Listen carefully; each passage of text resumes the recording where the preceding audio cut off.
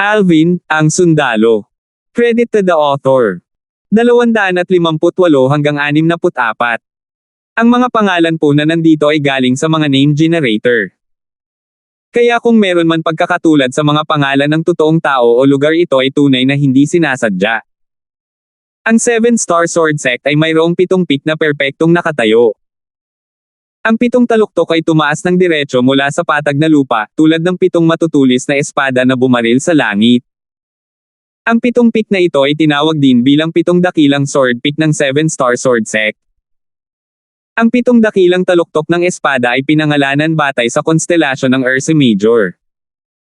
Sila ay ang Dubi Peak, Merrick Peak, Fekde Peak, Megres Peak, Alieth Peak, Mizar Peak, at Alcade Peak. Kabilang sa mga ito, ang Dubi Peak ang pangunahing rurok, at ito ang pinakamatayog na sword peak na may napakagandang paraan. Ang iba pang 6 na taluktok ng espada ay kumalat sa paligid ng Dubi Peak, tulad ng isang host ng mas mababang mga bituin sa paligid ng nangungunang bituin, na nakapalibot sa Dubi Peak sa gitna. Sa taluktok na ito lamang ang mga ulap ay napakalalim na hindi alam ng isa kung nasaan ang isa. Nakinig si Alvin sa pagpapakilala ni Jack, pagkatapos ay tinitigan niya mula sa malayo ang 7 taluktok ng espada na may mga ulap na nakapulupot sa kanila. Napuno ng pagkabigla ang kanyang puso. Ito ang 7-star sword sect. Young Master, parang may pumipigil sa nakapaligid na 6 na sword peaks na koneksyon sa Dubi Peak. Matalim ang mga mata ni Kelly at napansin ang eksena nang mawala ang ulap at ambon. Napatingin si Alvin nang marinig niya si Kelly. Nang mawala ang mga ulap at ambon, makikita na sa itaas ng 6 na taluktok ng espada na nakapalibot sa Dubi Peak ay talagang isang bagay na katulad ng isang kulay itim na kadena na konektado sa Dubi Peak. Young Master, sinasabing tanging ang pangunahing taluktok, ang Dubi Peak, ang may daanan para umakyat sa tuktok sa gitna ng 7 dakilang sword peak ng 7-star sword sect. Ang 6 na iba pang sword peak ay walang landas para umakyat sa peak, kaya maliban kung ang isa ay isang pag-iral sa void prying stage, hindi sila makakaakyat sa 6 na tuktok. Binanggit ni Jack ang lahat ng nalalaman niya. Kaya kung gusto mong umakyat sa iba pang 6 na sword peak, kailangan mong dumaan sa pangunahing peak at gamitin ang chain bridges sa main peak para makapasok sa kanila. Mga chain bridge. Biglang naunawaan si Alvin. Kaya sa ganitong paraan, iisa lang ang daan para umakyat sa rurok nitong 7-star sword sect, at iyon ang landas pataas sa Dubi Peak. Ang pagtatanggol sa sektang ito ay matatawag na kamangha-mangha. Sa pamamagitan lamang ng isang landas, ganap na posible para sa isang tao na hawakan ang pas at pigilan ang lahat ng puwersa ng kaaway. Kasama ang mga nakatagong puwersa ng 7-star sword sect, kahit na personal na pumunta rito ang Imperial Family ng Asher Forest Imperial Kingdom, maaaring hindi sila makakuha ng anumang benepisyo. Hindi nagtagal, ang 4 na grupo ni Alvin ay dumating sa paanan ng isa sa mga taluktok ng espada. Ang bahagi ng taluktok ng espada na nakalubog sa lupa ay walang kapantay na matarik, at hindi makikita ng isa ang dulo nito sa isang sulyap. Ang napakataas na bangin. Kahit na isang half-step void stage na martial artist, ay malamang na hindi makakaakyat dito. Hindi mapigilan ni Alvin na mamangha habang siya ay bumaantong hininga ng may damdamin. Hindi nagtagal, napansin ni Alvin na hindi lang siya at ang 2 maliliit na batang babae sa kanyang tabi ang buntong hininga sa emosyon, maraming mga kabataang lalaki at babae ang nagtipon dito mula sa iba't ibang lugar at itinuturo ang tuktok ng espada. Ang kanilang mga talakayan ay mayroon ding mga tandang ng sorpresa sa loob. Malinaw ni Alvin na ang mga taong ito ay dapat na mga taong dumating upang lumahok sa pagsubok ng disipulo sa labas ng korte ng 7-star sword sect. Habang papalapit sila sa main peak, mas maraming tao ang nakikita nila. Ang mga kabataang lalaki at babae na nagtipon mula sa lahat ng dako ay may mga senior na sumusunod sa kanilang mga gilid, at sa huli, nagtipon sila sa ilalim ng pangunahing rurok ng 7-star sword sect, ang Dubi Peak, ang tanging pasukan sa 7-star sword sect.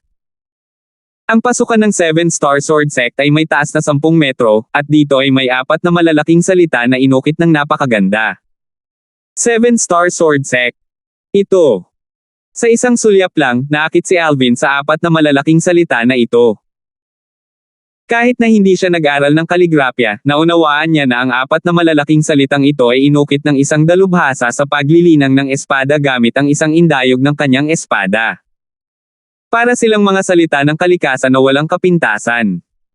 Mukhang may kasaysayan ang pasukan na ito, mahinang sabi ni Megan, na may bahid ng pagkabigla sa loob. Halatang nabigla siya sa apat na malalaking salita na ito. Di umano, umiral ang pasukan na ito noong itinatag ang 7-Star Sword Sect. Ang apat na salitang ito, 7-Star Sword Sect, ay inukit ng tagapagtatag ng 7-Star Sword Sect. Habang nagsasalita si Jack hanggang sa puntong ito, mayroon siyang mukha na puno ng pagpipitagan.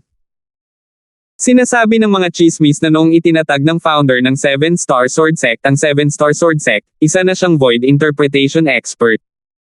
Void Interpretation Expert. Sa madaling salita, isang eksperto na pumasok sa Void Interpretation stage. Void Interpretation Expert. Hindi napigilan ni Megan ang sarili na mapasigaw sa gulat. May mga eksperto sa Void Interpretation sa Azure Forest Imperial Kingdom. Umiling si Jack. Iyan ay ilang libong taon na ang nakalipas. Ayon sa aking pagkakaalam, napakatagal na simula nang lumitaw ang isang Void Interpretation Expert sa Azure Forest Imperial Kingdom.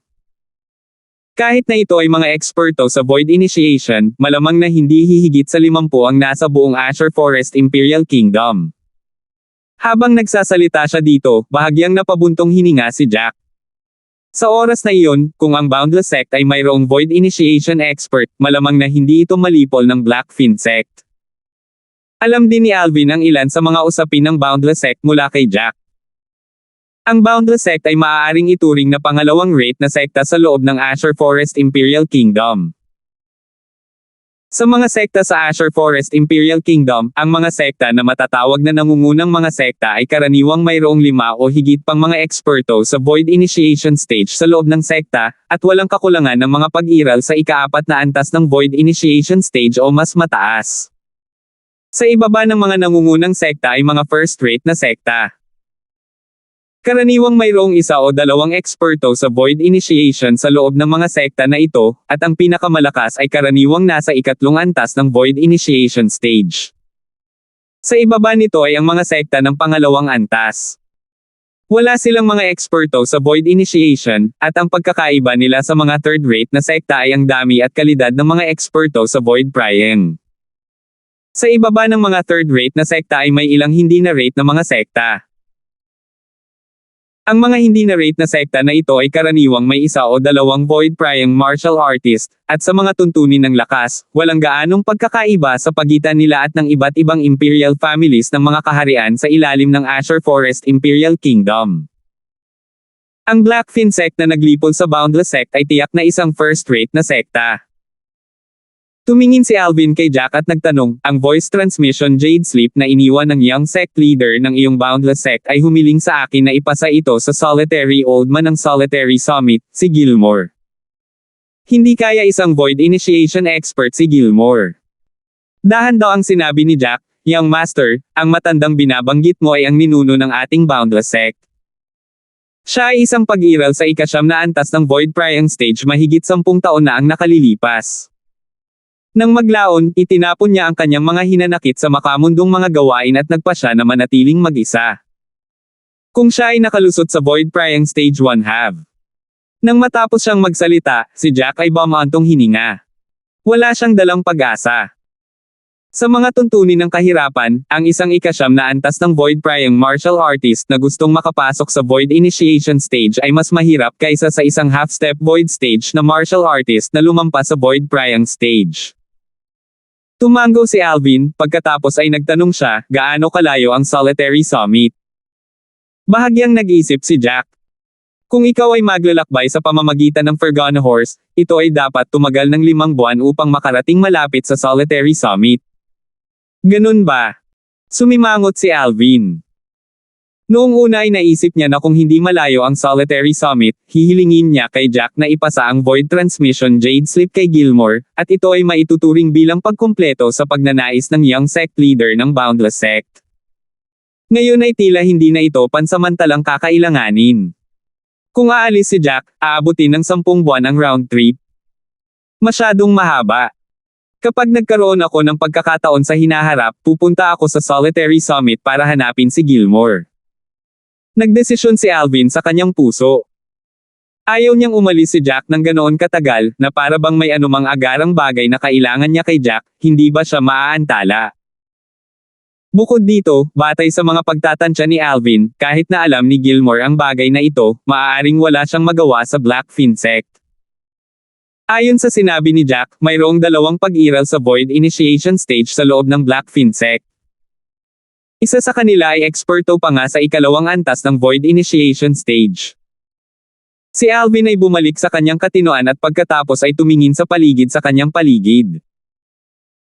Napansin niya na ang mga taong nagtitipon ay dumami habang lumilipas ang panahon, at ang mga taong ito ay pawang isang grupo ng mga kabataang lalaki at babae, na ang pinakamatanda ay tila wala pang 25 taong gulang. Ito ang pamantayan ng 7-Star Sword Sect kapag nagre-recruit ng mga disipulo.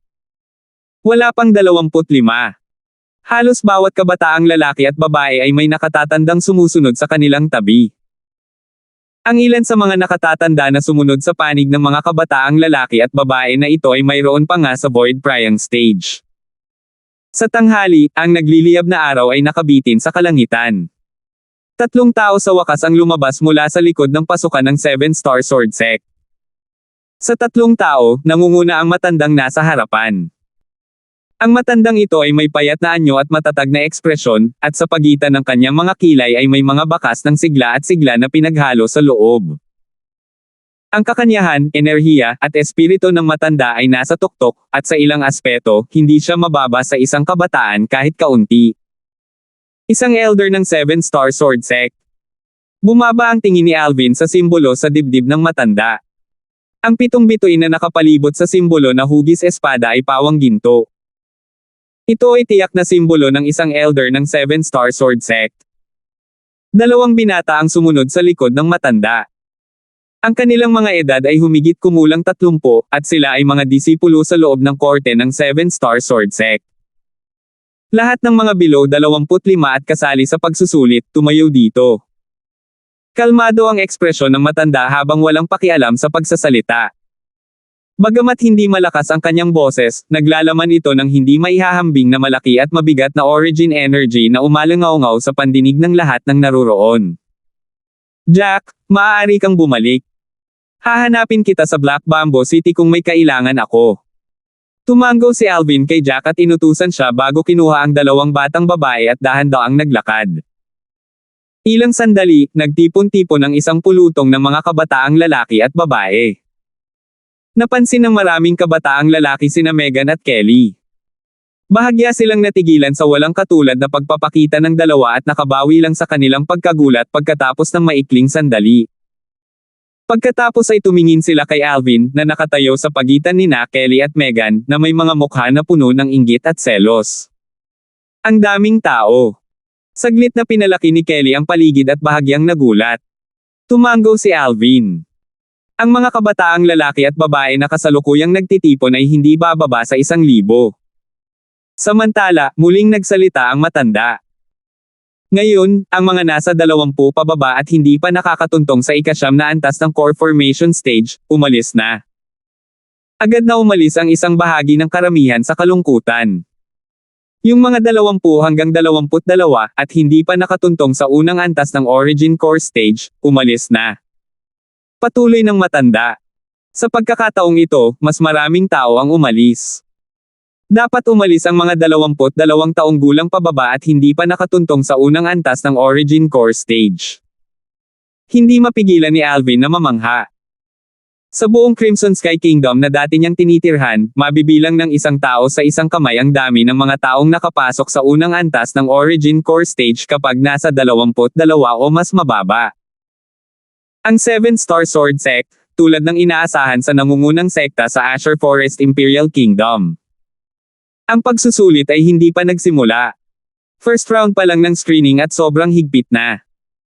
Yung mga 22 hanggang 23 at hindi pa nakatuntong sa 2nd antas ng origin core stage, umalis na. Patuloy na umalangaw-ngaw ang boses ng matanda. Sa pagkakataong ito, namutla ang mukha ng maraming kabataang lalaki at babae. Kahit medyo ayaw nila, masunurin pa rin silang umalis. Yung mga 23 hanggang 25 at hindi pa nakatuntong sa ikatlong antas ng Origin Core Stage, umalis na. Muling umalangaw-ngaw ang boses ng matanda, at halos lahat ay manhid dito. 250.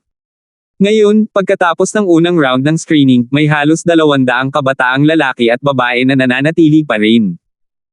Hindi mapigilan ni Alvin na mamangha. Ang kalidad ng mga henyong martial artist ng Azure Forest Imperial Kingdoms ay hindi isang bagay na maihahambing sa Crimson Sky Kingdom pagkatapos ng lahat. Napakarami pa rin ang nanatili kahit nasa ilalim ng ganitong malupit na mga kinakailangan. Ang natitirang mga tao, sumunod sa akin. Pagkatapos ay nagutos ang matanda, pagkatapos ay pinamunuan niya ang 2 disipulo ng 7-star sword sect sa loob ng court. Ang mga tao, kabilang ang grupo ni Alvin, ay sumunod sa likuran sa isang mabigat na hanay upang umakyat sa Duby Peak. Duby Peak, ang pangunahing rurok ng 7-star sword sect.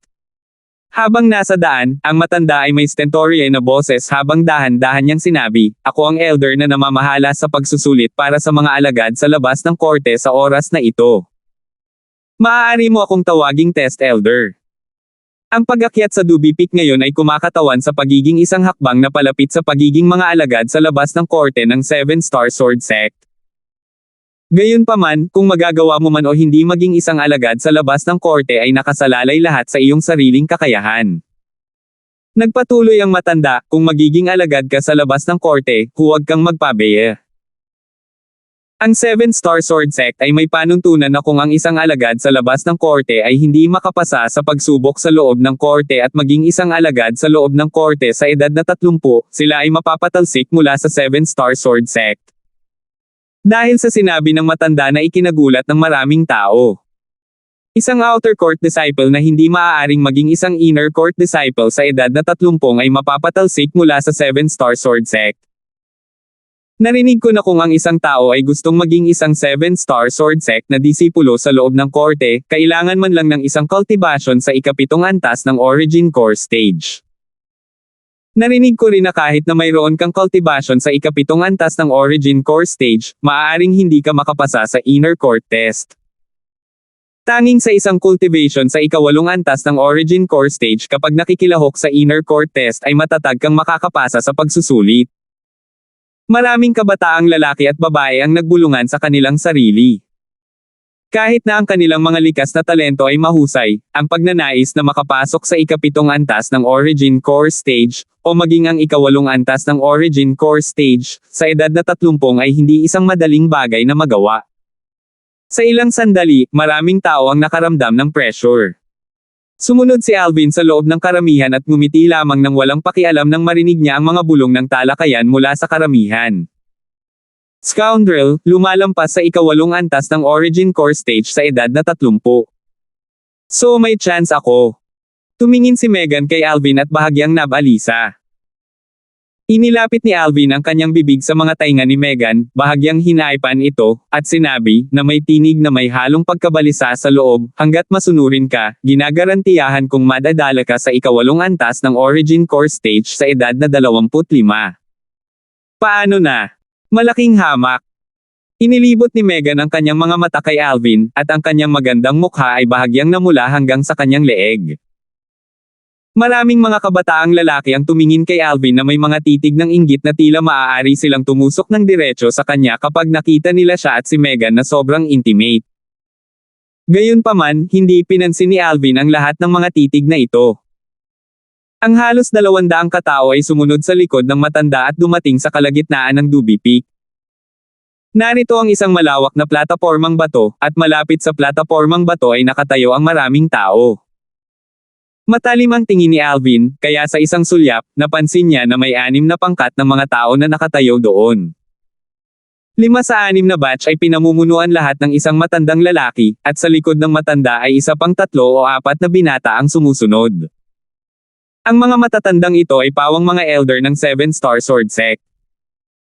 Tulad ng para sa mga kabataang lalaki na sumusunod sa likuran nila, silang lahat ay mga disipulo sa labas ng korte ng 7-star sword sect. Ang ibang batch ng mga tao ay puro babae. Bagamat ang kasuotan ng kababaihan ng Seven Star Sword Sect ay berdeng damit din, may mga pagkakaiba sa kasuotan ng mga lalaki. Ito ay may hindi gaanong katatagan at mas delicate, na nagiging sanhi ng pakiramdam ng isang tao na comfortable kapag pinagmamasdan ito, at hindi ito pangit. Ang nangunguna sa batch ng mga babae ay isang marangal, magandang babae na may magandang hitsura.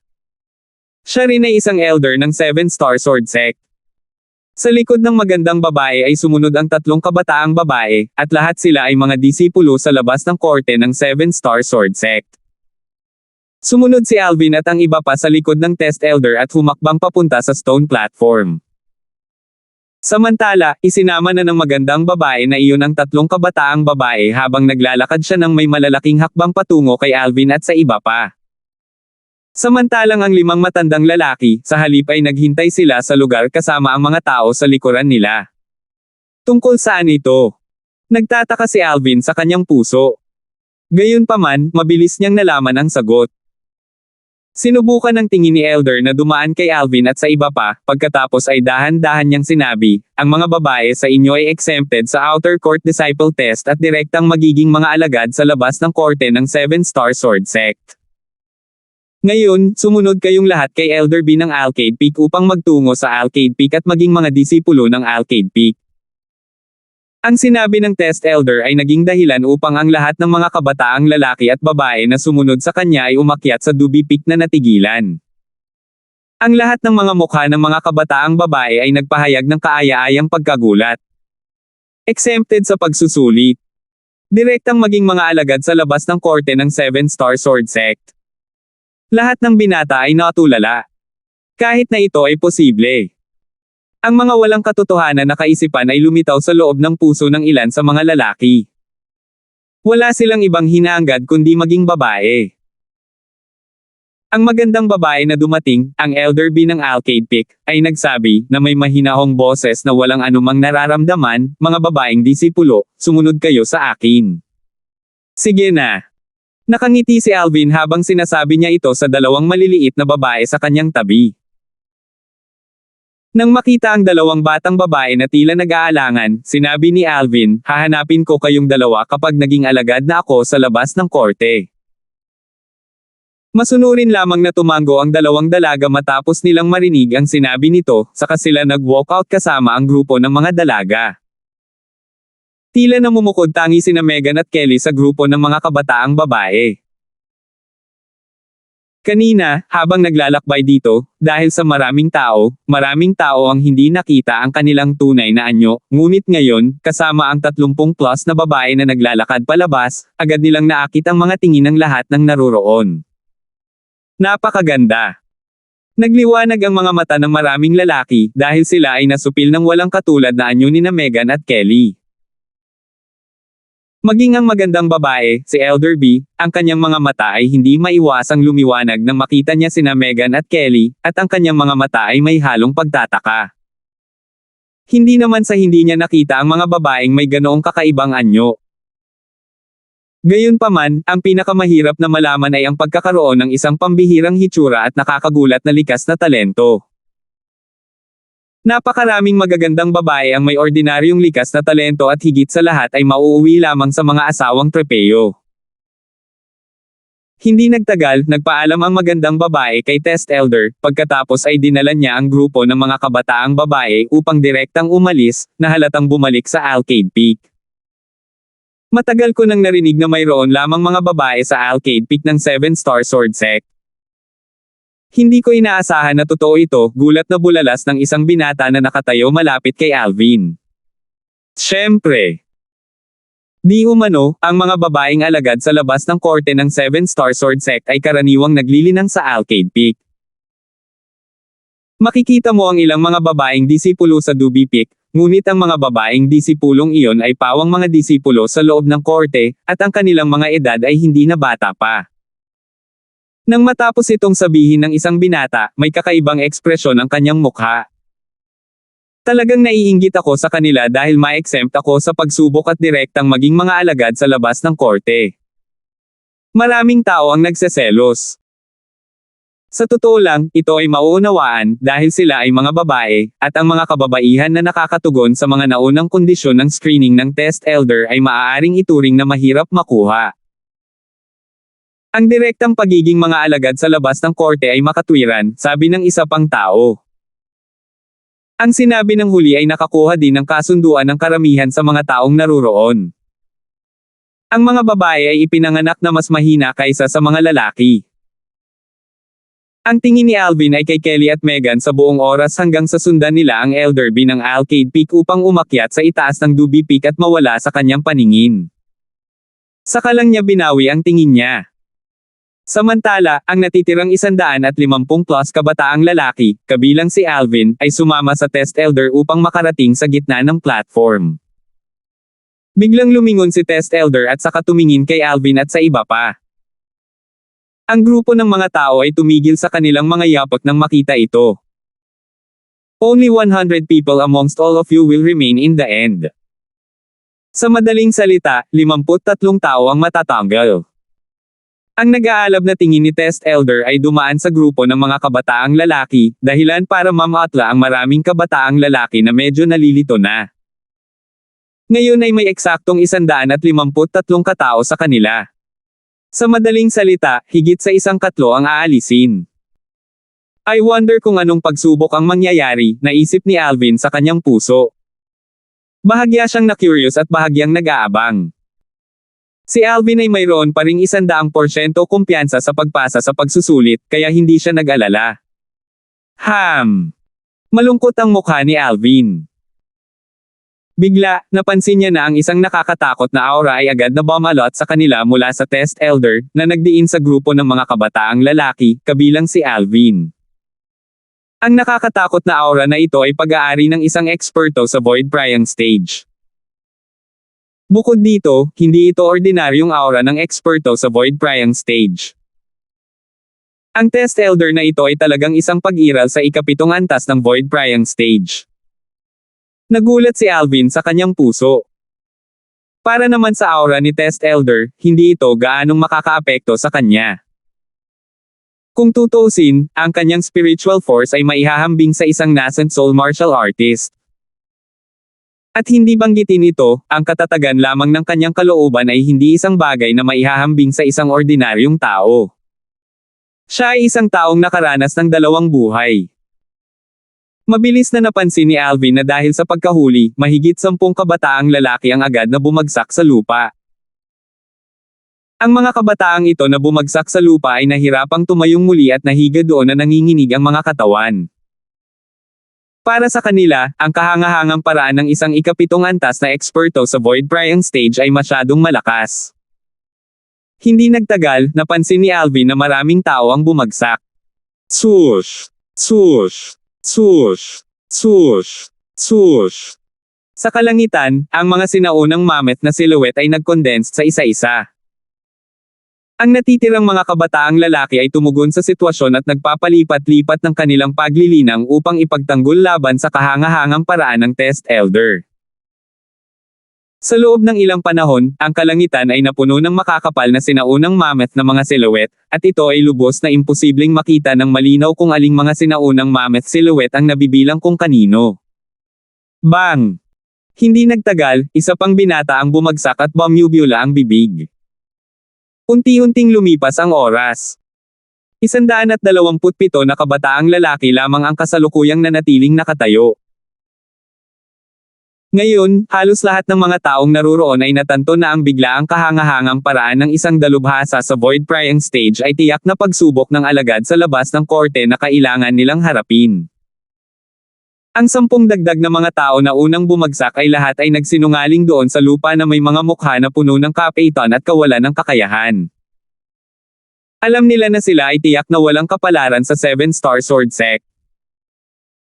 Sa 127 katao na nanatiling nakatayo, isang bahagi lamang ng mga tao ang matatag tulad ng Mount Tai. Ang mga figure ng karamihan sa mga tao ay nanginginig at babagsak anumang oras. Kinagat nila ang kanilang mga ngipin at nagpumilit. Dahil alam nila na hanggat May 27 pang tao ang bumagsak, at hanggat hindi sila bumagsak, papasa sila sa pagsubok. Sobrang boring. Tumayo si Alvin sa karamihan at humikab habang tinatimad na iniunat ang kanyang katawan. 260.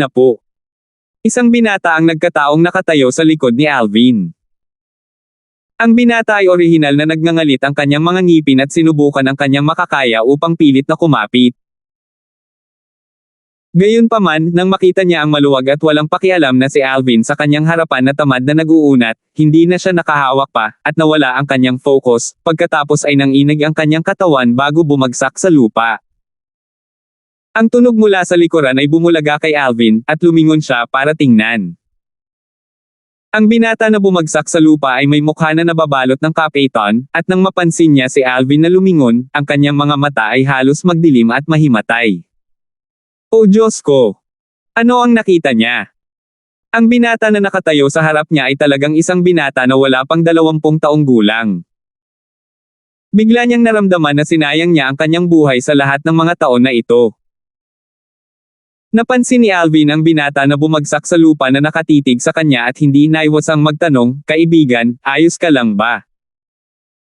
Ibinuko ng binata ang kanyang bibig nang marinig si Alvin, ngunit sa huli, wala siyang sinabi. Binalot sila ng kahangahangang paraan ng test elder, dahilan para mahirapan siyang magsalita. Sa kanyang puso, isa lamang ang natitira. Abnormal. Abnormal lang ang naka-violet na binatang ito. Bang! Bang! Bang! Bang! Pagkaraan ng kalahating oras, isa-isang bumagsak ang mga kabataang lalaki sa lupa, at 100 kabataang lalaki lamang ang nananatiling nakatayo. Samantala, ang kahangahangang paraan ng test elder ay binawi. Tumingin si Alvin sa kanyang paligid. Napansin niya na sa gitna ng mga kabataang lalaki na nakatayo, ang ilan sa kanila ay may mga katulad na edad sa kanya, at ang paglilinang ng mga taong ito ay hindi pa nakakapasok sa origin core stage. Halatang makakapit sila dahil sa kanilang nakakagulat na kalooban. Ang isang pagsubok na tulad nito ay talagang kawili-wili, ito ay direktang sapat at tapat na sapat. Lihim na nag-isip si Alvin sa kanyang puso. Kasabay ng pag-alis ng kahangahangang paraan ng test elder, agad na naramdaman ng lahat na nabawasan ang presyon sa kanilang mga katawan, at ang mga makikinang ng ngiti ay sumilay sa mga mukha ng mga taong nanatiling nakatayo. Samantalang ang 53 katao na bumagsak sa lupa ay lahat ay may mapait na ngiti at walang magawang ekspresyon. Kayong dalawa, ibaba mo sila sa tuktok. Inutusan ni Test Elder ang 2 disipulo ng 7-star sword sect sa loob ng court na nasa likuran niya. Oo. Dinala ng 2 disipulo sa loob ng korte ng 7-star sword sect ang 53 katao na nahihirapang umalis. Ang 53 taong ito ay maaaring ituring na pumunta dito ng walang bayad. Congratulations sa inyong lahat sa pagiging outer court disciples ng 7-star sword sect natin. Lumiwanag ang tingin ni Test Elder na dumaan sa lahat ng daang kabataang lalaki, kabilang si Alvin, at dahan-dahan niyang sinabi, "Ngayon, halos ipapakilala ko sa iyo ang ating 7-star sword sect." Ang 7-star sword sect natin ay nahahati sa 7 dakilang sword peak, at ang Dubi Peak ang pangunahing rurok sa kanila. Ang mga lokasyon ng paglilinang sa pangunahing tuktok ay kabilang sa mga nakatataas na 7-star sword sect at mga disipulo sa loob ng korte. Ang mga alagad sa labas ng korte ay naglilinang sa iba pang 6 na taluktok. Sa mga panlabas na korte ng 6 na taluktok, ang Arcade Peak ay ang lokasyon ng paglilinang para sa mga babaeng disipulo sa labas ng korte. Ang iba pang 5 taluktok ay ang mga lokasyon ng paglilinang para sa mga lalaking alagad sa labas ng korte. Sa pagsasalita hanggang sa puntong ito, nagpatuloy si Test Elder. Ngayon, ang mga matatanda ng iba pang 5 taluktok at ang mga alagad sa loob ng korte na kanilang dinala ay pipili ng bawat isa sa inyo ng 20 katao. Sa hinaharap, kayong lahat ay magiging mga alagad sa labas ng korte ng tuktok na pinanggalingan ng matanda na pumili sa inyo. Tungkol sa iba pang mga detalye at pagpapakilala, ang mga matatanda ng bawat tuktok ay magbibigay sa inyong lahat ng detalyadong ulat. Arcade Peak, ang cultivation location para sa mga babaeng alagad sa labas ng court. Nakangiting umiling si Alvin. Iyon ay walang pinagkaiba sa isang kaharian ng mga babae. Samantala, sa ilalim ng mga tagubilin ng Test Elder, ang iba pang mga elder ng iba pang 5 taluktok ay dinala ang mga disipulo sa likuran nila at lumakad ng may malalaking hakbang. Nang makalapit ang mga taong ito, napansin ni Alvin ang isang pamilyar na figure. Hindi inaasahan ni Alvin na makakatagpo niya ang taong ito dito. Sa 3 alagad sa labas ng korte sa likod ng isang matandang lalaki na may goatee, ang isa sa kanila ay maaaring ituring na matandang kakilala ni Alvin. Isa talaga ito sa 3 disipulo ng 7-Star Sword Sect na nakatagpo niya sa restaurant 5 araw na ang nakakaraan. Isa sa mga disipulo sa labas ng korte ng 7-Star Sword Sect. Dahil sa malayong distansya sa pagitan nila kanina, hindi napansin ni Alvin ang taong ito. Sa ilang sandali, napansin ni Alvin na ang 7-Star Sword Sect Outer Court disciple na ito ay napansin din siya, at hindi lang iyon, ang 7-Star Sword Sect na alagad sa labas ng court ay tila hindi nagulat nang mapansin niya si Alvin, na para bang alam na niya ang pag-iral ni Alvin noon pa man. Marahil noong umalis sina Kelly at Megan kasama ang Elder B ng Arcade Peak, nahulaan na niya na nandito ako, lihim na naisip ni Alvin sa kanyang puso. Samantala, ang mga matatanda ng iba pang 5 taluktok ay dumating na sa harap nila kasama ang mga alagad sa labas ng court sa likod nila. Napansin ni Alvin na ang disipulo sa labas ng korte na kinaiinisan niya ay direktang nakasuhan sa kanya. Ang disipulo sa labas ng court ay may ngiti ng tagumpay sa mga sulok ng kanyang bibig habang siya ay naghagis ng maliit na command token kay Alvin. Sa hinaharap, isa kang alagad sa labas ng korte ng ating Megrez Peak. Nagsalubong ang mga kilay ni Alvin nang makuha niya ang command token, at nang tingnan niyang mabuti, napansin niya na ito ang command token ng disipulo ng Megrez Peak ng 7-Star Sword Sect. Isang ngiti ng kalokohan ang lumitaw sa mukha nitong disipulong nasa labas ng korte ng 7-Star Sword Sect, pagkatapos ay tumingin siya kay Alvin at inihilig ang kanyang katawan paarap upang lumapit kay Alvin, at sinabi niya, sa mahinang boses, "Bata, hindi ko inaasahan na makakatagpo ka dito. Ang mga kalaban ay tiyak na magkikita. Talagang curious ako, kung wala ka sa aking tuhod at walang kabuluhan, hindi ko inaasahan na makakaharap ka dito." Humihingi ng awa. Lumuhad at humingi ng awa. Hindi napigilan ni Alvin na mapatawa nang marinig niya ang sinabi ng alagad na ito sa labas ng court. Sa isang kisap mata, binawi ni Alvin ang ngiti sa kanyang mukha at inilagay ang walang ekspresyon na mukha habang nakikipag-cross ang mga mata sa alagad sa labas ng court, pagkatapos ay dahan-dahan siyang nagsalita. "Idiot! Ikaw! Itong 7-Star Sword Sect Outer Court disciple na ito ay hindi kailanman naisip na si Alvin ay mangangahas pa ring maging perwisyo sa harap niya ngayon." Agad na lumungkot ang kanyang mukha at nagngangalit ang kanyang mga ngipin. "Anak, pagsisisihan mo." Humikab si Alvin pagkatapos ay hindi na pinansin ang alagad na ito sa labas ng korte. Lumapit siya sa matandang kasama ng goatee, ang elder ng Megrez Peak. Samantala, pinili ng Megrez Peak ang nakalaan na 20 katao. "Ako si Luther Lo, ang Outer Court Elder ng Megrez Peak. In the future, all of you can call me as Elder Lo," sabi ng matandang may goatee, sa 20 bagong Outer Court disciples. "Kuya Lo." Agad, maraming tao ang nanguna upang batiin siya, habang iniisip nilang makilala si Elder Lo. "Kayong lahat ay kakapasok lang sa sekta at walang alam sa maraming bagay. Ibabalik ko kayong lahat sa Megrez Peak ngayon. Ako at ang 3 senior mong kapatid na ito ang magpapaliwanag sa mga bagay na kailangan mong bigyang pansin sa 7-Star Sword Sect on the way." Sa sandaling matapos siyang magsalita, dinala ni Luther si Alvin at ang iba pa upang magpatuloy sa pag-akyat sa Duby Peak. Habang nasa daan, narinig ang boses ni Luther. "Dahil lahat kayo ay nakapasok na sa 7-Star Sword Sect, dapat kayong sumunod sa mga patakaran ng 7-Star Sword Sect. Hindi dapat gamitin ng mga disipulo ng 7-Star Sword Sect ang kanilang lakas para aibuli ang mahihina. Ito ang libu-libong taong gulang na utos ng sekta mula nang itatag ito. Bukod dyan, maliban na lang kung nasa life and death arena, ang mga alagad ng sekta sa loob ng 7-Star Sword Sect ay hindi dapat magpatayan sa isa't isa. Ang mga lalabag ay mapaparusahan ng walang awa ayon sa mga patakaran ng sekta. Nang matapos siyang magsalita, ang kanyang tono ay may pakiramdam ng panlalamig sa loob na nagdulot ng panginginig sa kanyang gulugod. Kuya Lo, ano ang life and death arena? Agad, isa sa mga alagad sa labas ng court na kakapasok lang sa 7-star sword sect ay hindi maiwasang magtanong. Tumingin si Luther sa isa sa mga disipulo sa labas ng court sa tabi niya. Ben, ipaliwanag mo. Oo.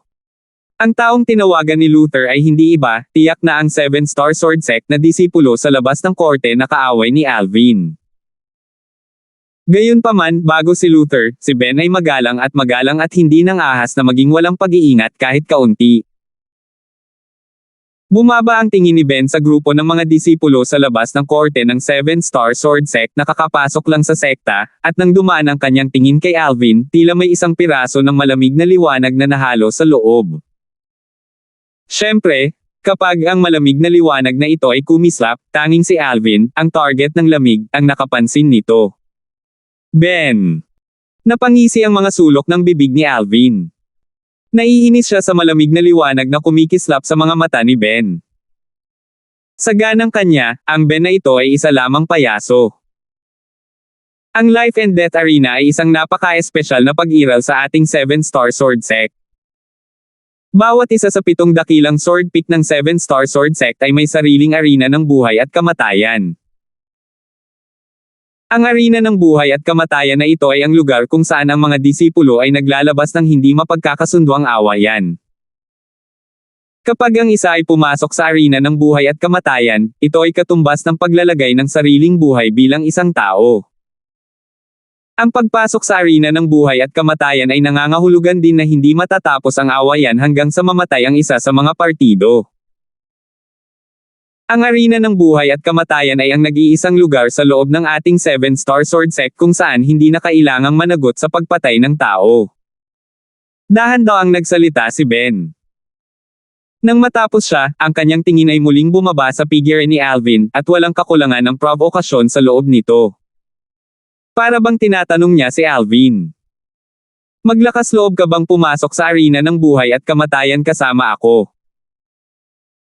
Sa ilang sandali, napansin ni Ben na hindi siya tinitingnan ni Alvin sa mata mula sa simula hanggang sa huli, at ito ang naging dahilan upang mas malungkot ang kanyang mukha. Kailan pa siya hindi pinansin ng isang tulad nito? Higit sa lahat, ang taong hindi pinansin ay isang alagad sa labas ng korte na kakapasok lang sa 7-star sword sect. Anak, papatayin kita maya-maya. Ang matinding hangarin ng pagpatay ay lumitaw sa puso ni Ben. Ang kasalukuyang siya ay hindi puro nais na makabalik kay Alvin para sa pagkawala ng mukha sa restaurant 5 araw na ang nakalipas. Sa kanyang puso, lubusan na niyang kinasusuklaman ang binata na nakadamit violet. Kasabay ng pagtatapos ni Ben sa kanyang talumpati, bukod kay Alvin, na tahimik pa rin, ang lahat ng mga disipulo sa labas ng court na kakapasok lang sa 7-star sword sect ay halos nakaranas ng mga pagbabago sa kanilang mga ekspresyon, at ang ilan sa kanila ay natakot hanggang sa ang kanilang mga mukha ay namutla. Buhay at kamatayan arena. Walang katapusan hanggang sa mamatay ang isang partido. Hindi na kailangang managot sa pagpatay ng isang tao. Nakangiti ang mga sulok ng bibig ni Alvin. Ang Life and Death Arena na ito ay talagang isang magandang lugar. Siyempre, malinaw din sa puso ni Alvin na ang pagkakaroon ng Life and Death Arena ay may kakayahan lamang na higpitin ang mga disipulo ng 7-star sword sect mula sa pagpatay sa isa't isa hanggang sa isang tiyak na lawak. Palihim, hanggat hindi ito napapansin ng iba, maaari pa ring pumatay at hindi na kailangang kumuha ng anumang responsibilidad. Ang pagkakaroon ng arena ng buhay at kamatayan ay naging dahilan lamang upang ang mga disipulo ng 7-star sword sect ay hindi manggahas na pumatay ng isa pa sa ilalim ng mga pangyayari na may ibang tao. Kung walang naroroon, walang pagkakaiba kung mayroong buhay at kamatayan na arena o wala. Hindi nagtagal, nagsalita muli si Luther. Pagkatapos ninyong lahat ay maging miyembro ng Megrez Peak, sana lahat kayo ay makapagbigay ng karangalan sa Megrez Peak. Hanggat may nagbibigay ng karangalan sa Megrez Peak, ang Megrez Peak ay talagang hindi tatrituhan kayo ng masama. Dahil sa sinabi ni Luther, natigilan ang lahat ng 20 outer court disciples na kakapasok lang sa 7-star sword sect. Kuya Lo, ano ang ibig mong sabihin dito? Ang isa sa mga bagong alagad sa labas ng korte ay may nalilitong ekspresyon at hindi napigil ang magtanong. 261. Samantala, nagkaunawaan si Alvin. Marahil ay umiral ang kompetisyon sa pagitan ng mga taluktok ng Seven Star Sword Sect. Pinatunayan ng mga katotohanan na tama ang hula ni Alvin. Dahan daw ang sinabi ni Luther, sa loob ng Seven Star Sword Sect, ang mga alagad ng Outer Court ng 6 na Sword Peak ay may martial competition bawat taon. Ang Outer Court Martial Competition ay nahahati sa 2 yugto. Ang unang yugto ay ang bawat peak ay nagpapasya sa pinakamalakas na 10 tao. Ang 10 tao na ito ay lalahok sa ikalawang yugto ng Outer Court Martial Competition. Ang ikalawang yugto ng Outer Court Martial Competition ay isang kompetisyon sa pagitan ng 6 na peak, at ang 6 na pinakanamumukod-tanging mga alagad sa labas ng court ay maglalaban-laban sa isa't isa. Habang nagsasalita siya hanggang sa puntong ito, ang mga sulok ng bibig ni Luther ay pumulupot sa isang mapait na ngiti. Napakatagal na mula nang ang isang Megrez Peak Outer Court disciple ang nangunguna. Outer Court Martial Competition.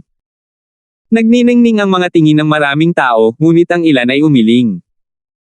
Kakapasok lang natin sa Seven Star Sword Sect. Kapag nasali na tayo sa Outer Court Martial Competition, hihingi na lang tayo ng bogbog. Maaaring maipakita natin ang ating sarili sa Outer Court Martial Competition sa loob ng ilang taon. Ang mga taong umiling-iling ay nagbulungan sa isa't isa. Malamig na bumantong hininga si Luther nang marinig niya ang mga salita ng mga taong ito. Lahat kayo, makinig kayong mabuti, hindi lahat ng Outer Court disciple ay may mga kwalifikasyon para lumahok sa Seven Star Sword Sect Outer Court Martial Competition. Tanging ang mga alagad sa labas ng court na wala pang 3 taon sa Seven Star Sword Sect ang may mga kwalifikasyon para lumahok dito. Wala pang 3 taon sa sekta. Ang ilan sa mga alagad sa labas ng korte na kakapasok lang sa Seven Star Sword Sect ay hindi nagpakita ng pagsang-ayon o hindi pagsang-ayon nang marinig nila ang sinabi ni Luther. Kahit noon pa man, walang kulang sa pag-iral sa ika-5 o ika-6 na antas ng Origin Core Stage sa gitna ng mga alagad sa labas ng court. Eksakto, para sa amin, ang pagharap sa isang pag-iral sa ika-5 o ika-6 na antas ng Origin Core Stage ay walang pinagkaiba sa pagkakaroon sa ika-7 antas ng Origin Core Stage. Gayunpaman, sa ganitong paraan, hanggat lumipas ang isa pang 2 taon, dapat nating ipakita ang ating mga kakayahan. Tama ka. Siyempre, mayroon ding ilang mga alagad sa labas ng korte na umaasa sa hinaharap at naisip ang kanilang sarili na nasa mataas na espiritu sa Outer Court Martial Competition. Elder Luther, kailan ang susunod na Outer Court Martial Competition? Tumingin si Alvin kay Luther at nagtatakang nagtanong. Interesado siya sa Outer Court Martial Competition. Bilang isang nangungunang sekta sa Azure Forest Imperial Kingdom, ang Seven Star Sword Sect ay hindi dapat maging maramaw sa mga reward. Bahagyang madilim ang mukha ni Luther, ngunit nang marinig niya si Alvin, bahagyang lumuwag ang kanyang ekspresyon, pagkatapos ay lumingon siya para tingnan si Alvin. Ang susunod na Outer Court Martial Competition ay gaganapin niya 6 na buwan mula ngayon. Tumango si Alvin. Inalis ni Luther ang kanyang tingin at umiling. Inisip niya noong una na ang taong nagtanong sa kanya ng tanong na ito ay isang taong may sapat na kumpiyansa na lumahok sa Outer Court Martial Competition 6 na buwan mula ngayon. Nang makita niya ang edad ni Alvin, inalis niya ang ideyang ito. Sa ganang kanya, kahit na mas mataas ang kanyang likas na talento, ang isang binata na wala pang 20 taong gulang ay dapat lamang maging isang first level na Origin Core Martial Artist, at ang binata ay maaaring hindi na makalusot sa ikalawang antas ng Origin Core Stage 6 na buwan mula ngayon. Ganap na imposible para sa isang taong tulad nito na makakuha ng anumang magagandang resulta sa Outer Court Martial Competition, kahit na sa lawak na imposible para sa kanya na makuha ang isa sa nangungunang 10 lugar sa Megrez Peak. Masarap maging confident, pero ang sobrang kumpiyansa, yabang iyon. Hindi maiwasang matigilan si Ben nang marinig niyang itinanong ni Alvin ang tanong na ito kay Luther, at ngayong naka-recover na siya sa kanyang pagkabigla, hindi niya napigil ang matawa. Si Alvin ay walang pakialam na ekspresyon. Parang hindi niya narinig ang sinabi ni Ben. Sa kalahating taon. Sa oras na iyon, dapat siyang makalusot sa ikalimang antas ng Origin Core Stage. Sa kalaunan, sumunod si Alvin sa likod ni Luther at dumating sa isang stone platform sa pag-akyat sa Doobie Peak. Ang stone platform na ito ay mas makitid at mas maliit, at ito ay tila masikip kapag 20+ mga tao ang tumayo ng sama-sama. Sa likod ng stone platform ay may chain bridge na gawa sa mga chain na pinagdikit. Ito ay humantong sa isang tugatog ng espada sa timog. Yan ang Megrez Peak. Tumingin si Alvin sa isang matarik na bundok na nakapulupot ng ambon at ulap sa di-kalayuan, at biglang lumiwanag ang kanyang tingin. Ang bundok na ito ay nakatayo doon na parang ito ay naging isang matalas na espada na tumusok sa kalangitan, na nagbibigay sa isang tao ng walang kapantay na mabangis at mabilis na pakiramdam, na umaakit sa isip ng isa. Halika! Si Luther ang nanguna at dinala ang grupo ng mga alagad sa labas ng court na umakyat sa chain bridge. Nagsimulang umindayog ang chain bridge nang tumayo ang grupo ng mga tao sa ibabaw nito. Napakataas! Oh my God! Kung tayo ay mahuhulog mula rito, wala ni isang piraso sa atin ang mananatili. Ang sandamakmak na kalokohan. Mangyayari iyon ng walang pag-aalinlangan. Agad-agad, bukod kay Alvin, ang natitirang mga disipulo sa labas ng court na kakapasok lang sa 7-Star Sword Sect ay napabulalas sa gulat, at ang kaunting tao ay may nakakatakot na maputlang ekspresyon. May mga taong may takot sa taas sa mundo. Umiling si Alvin, at bumaba ang kanyang tingin sa kabilang dulo ng chain bridge. Ang chain bridge na ito ay hindi bababa sa 3 o 400 metro ang haba. Pagkonekta ng Megrez Peak sa Doobie Peak, at walang alinlangan na napakalaking dami ng trabaho. Ang chain bridge na ito ay dapat na konektado ng mga eksperto sa Void Prying Stage o sa itaas.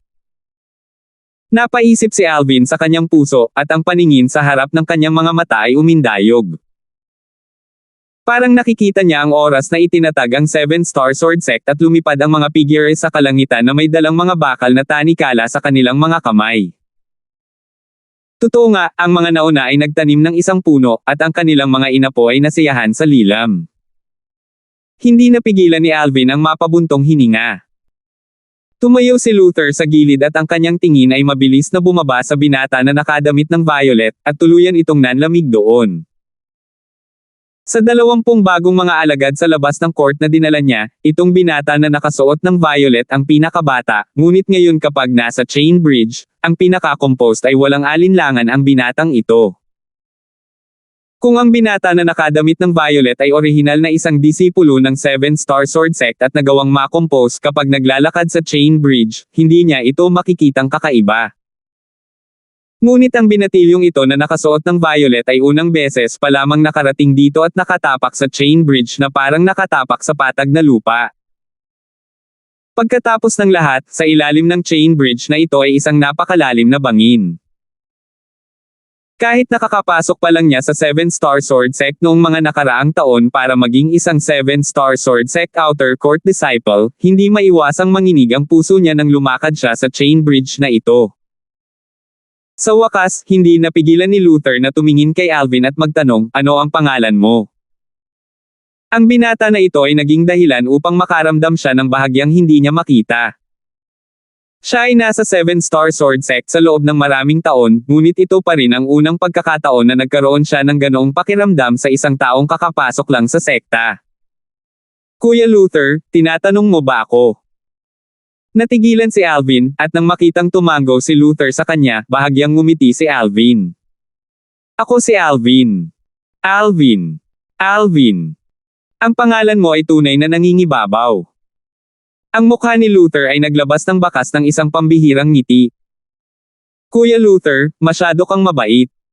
Bahagyang ngumiti si Alvin sa hindi mapagkumbaba o mapagmataas na paraan. Nang mapansin ni Ben si Luther na nagkusa na makipag-usap kay Alvin, isang bakas ng puot dahil sa selos ang sumilay sa kanyang mga mata. Kahit na siya, na isang alagad sa labas ng korte na pumasok sa 7-Star Sword Sect 2 taon na ang nakararaan, ni minsan ay hindi siya nakausap ni Luther sa ganoong palakaibigang paraan. Napansin kong nananaginip ka habang nakatingin sa chain bridge. Ano bang iniisip mo? Tumingin si Luther kay Alvin at hinawakan ang kanyang goatee habang nagtatanong ito. Muling bumaba ang tingin ni Alvin sa chain bridge nang marinig niya ang tanong ni Luther, pagkatapos ay bahagya siyang ngumiti. Actually, it wasn't anything. I was just thinking na ang tulay na ito ay hindi bababa sa 3 o 400 metro ang haba at dapat ay personal na ginawa ng isang grupo ng mga eksperto sa void prying stage. Kung hindi, lubos na imposibleng matapos ang ganoong kalaking gawain. Path. Wala pang sinabi si Luther nang hindi napigilan ni Ben ang panlilibak. Ang 6 na chain bridge ng ating 7-star sword sect ay sikat sa loob ng Azure Forest Imperial Kingdom. Sino ang hindi nakakaalam na ang 6 na chain bridge ng ating 7-star sword sect ay kinumplito ng mga eksperto sa void prying stage? Ang ibang mga tao ay tumingin din kay Alvin na may mga titig na bahagyang nakaiwas. Hindi ito pinansin ni Alvin at umiling lamang at ngumiti. Tanging si Luther lamang ang tumingin ng malalim kay Alvin at pagkatapos ay nagtanong, hindi mo alam ang mga chain bridge ng ating 7-star sword sect noong nakaraan. Umiling si Alvin. Elder Luther, hindi ako mula sa Azure Forest Imperial Kingdom, isa lang akong mula sa isang kaharian sa ilalim ng pamumuno ng Azure Forest Imperial Kingdom. Bago ngayon, hindi ko pa narinig ang kamangha-manghang chain bridge na ito ng 7-star sword sect. Kung ito ay talagang ganito, kung gayon ang iyong kapangyarihan ng pagmamasid ay medyo malakas. Tumango si Luther, ngunit sa kanyang puso ay nabigla siya hanggang sa bumagsak ang mga alon sa kanyang puso.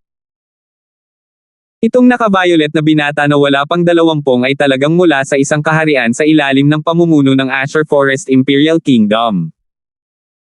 Kailan pa kaya ang isang maliit na kaharian ay magkaroon ng ganitong henyong martial artist?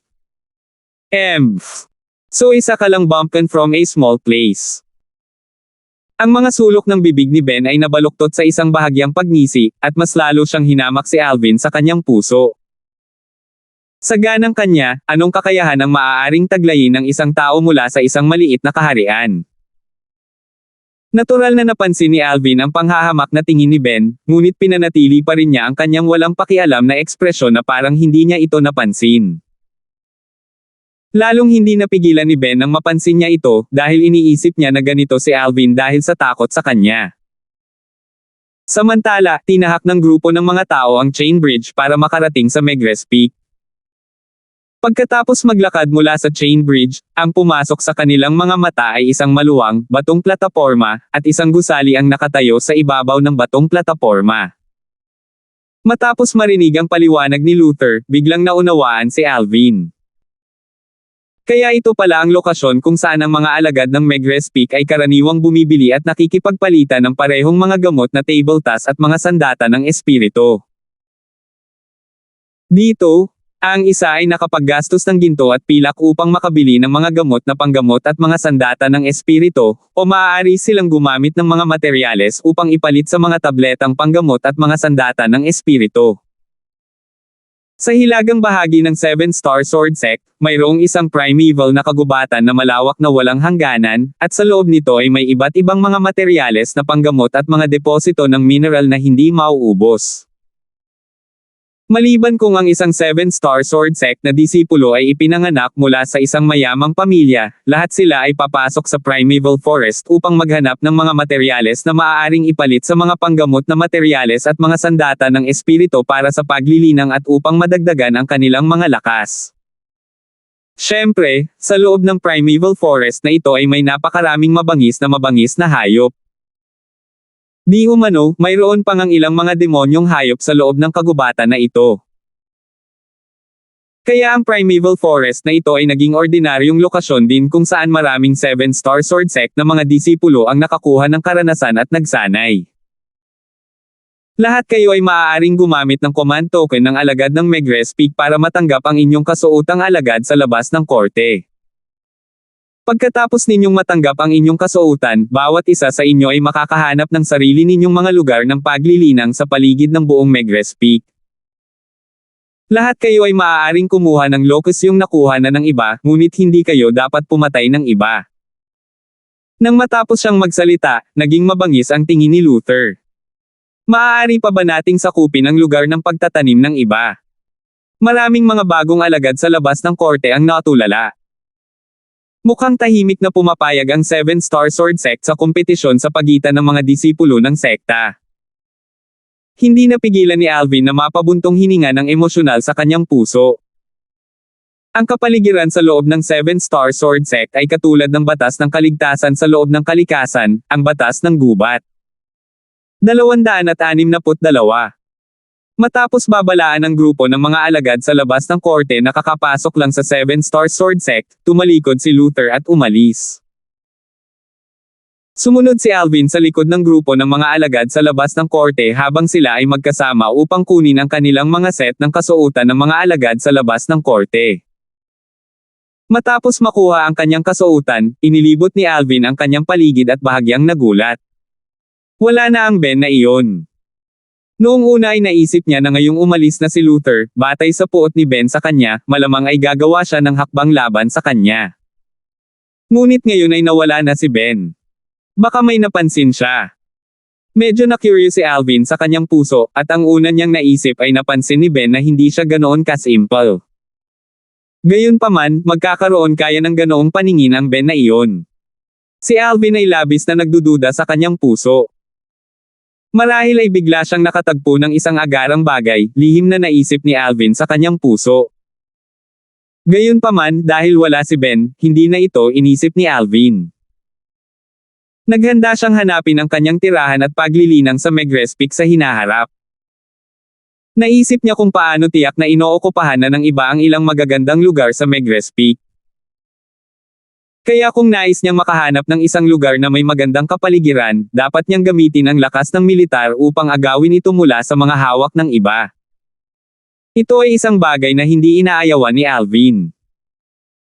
Ang Cloud Continent ay isang mundo kung saan iginagalang ang malalakas, at tumakbo ito batay sa kaligtasan ng pinakamatibay. Ang aking pangunahing prioridad ngayon ay ang makahanap ng magandang lugar. Malinaw sa kanyang puso si Alvin na walang saysay na mag-isip ng labis ngayon, at kailangan muna niyang maghanap ng target bago kumilos. Sa sandaling ito, isang pagsabog ng ingay ang tumunog mula sa ilalim ng manggas ni Alvin. Ito ay ang dalawang maliliit na sawa na nagising mula sa kanilang pagkakatulog. Naglakad si Alvin sa isang liblib na lugar ng Megrez Peak, pagkatapos ay pinalabas niya ang dalawang bata. Sa susunod na sandali, ang kanyang mga mag-aaral ay hindi maiwasang maghigpit sa unang tingin sa dalawang maliliit na kasama.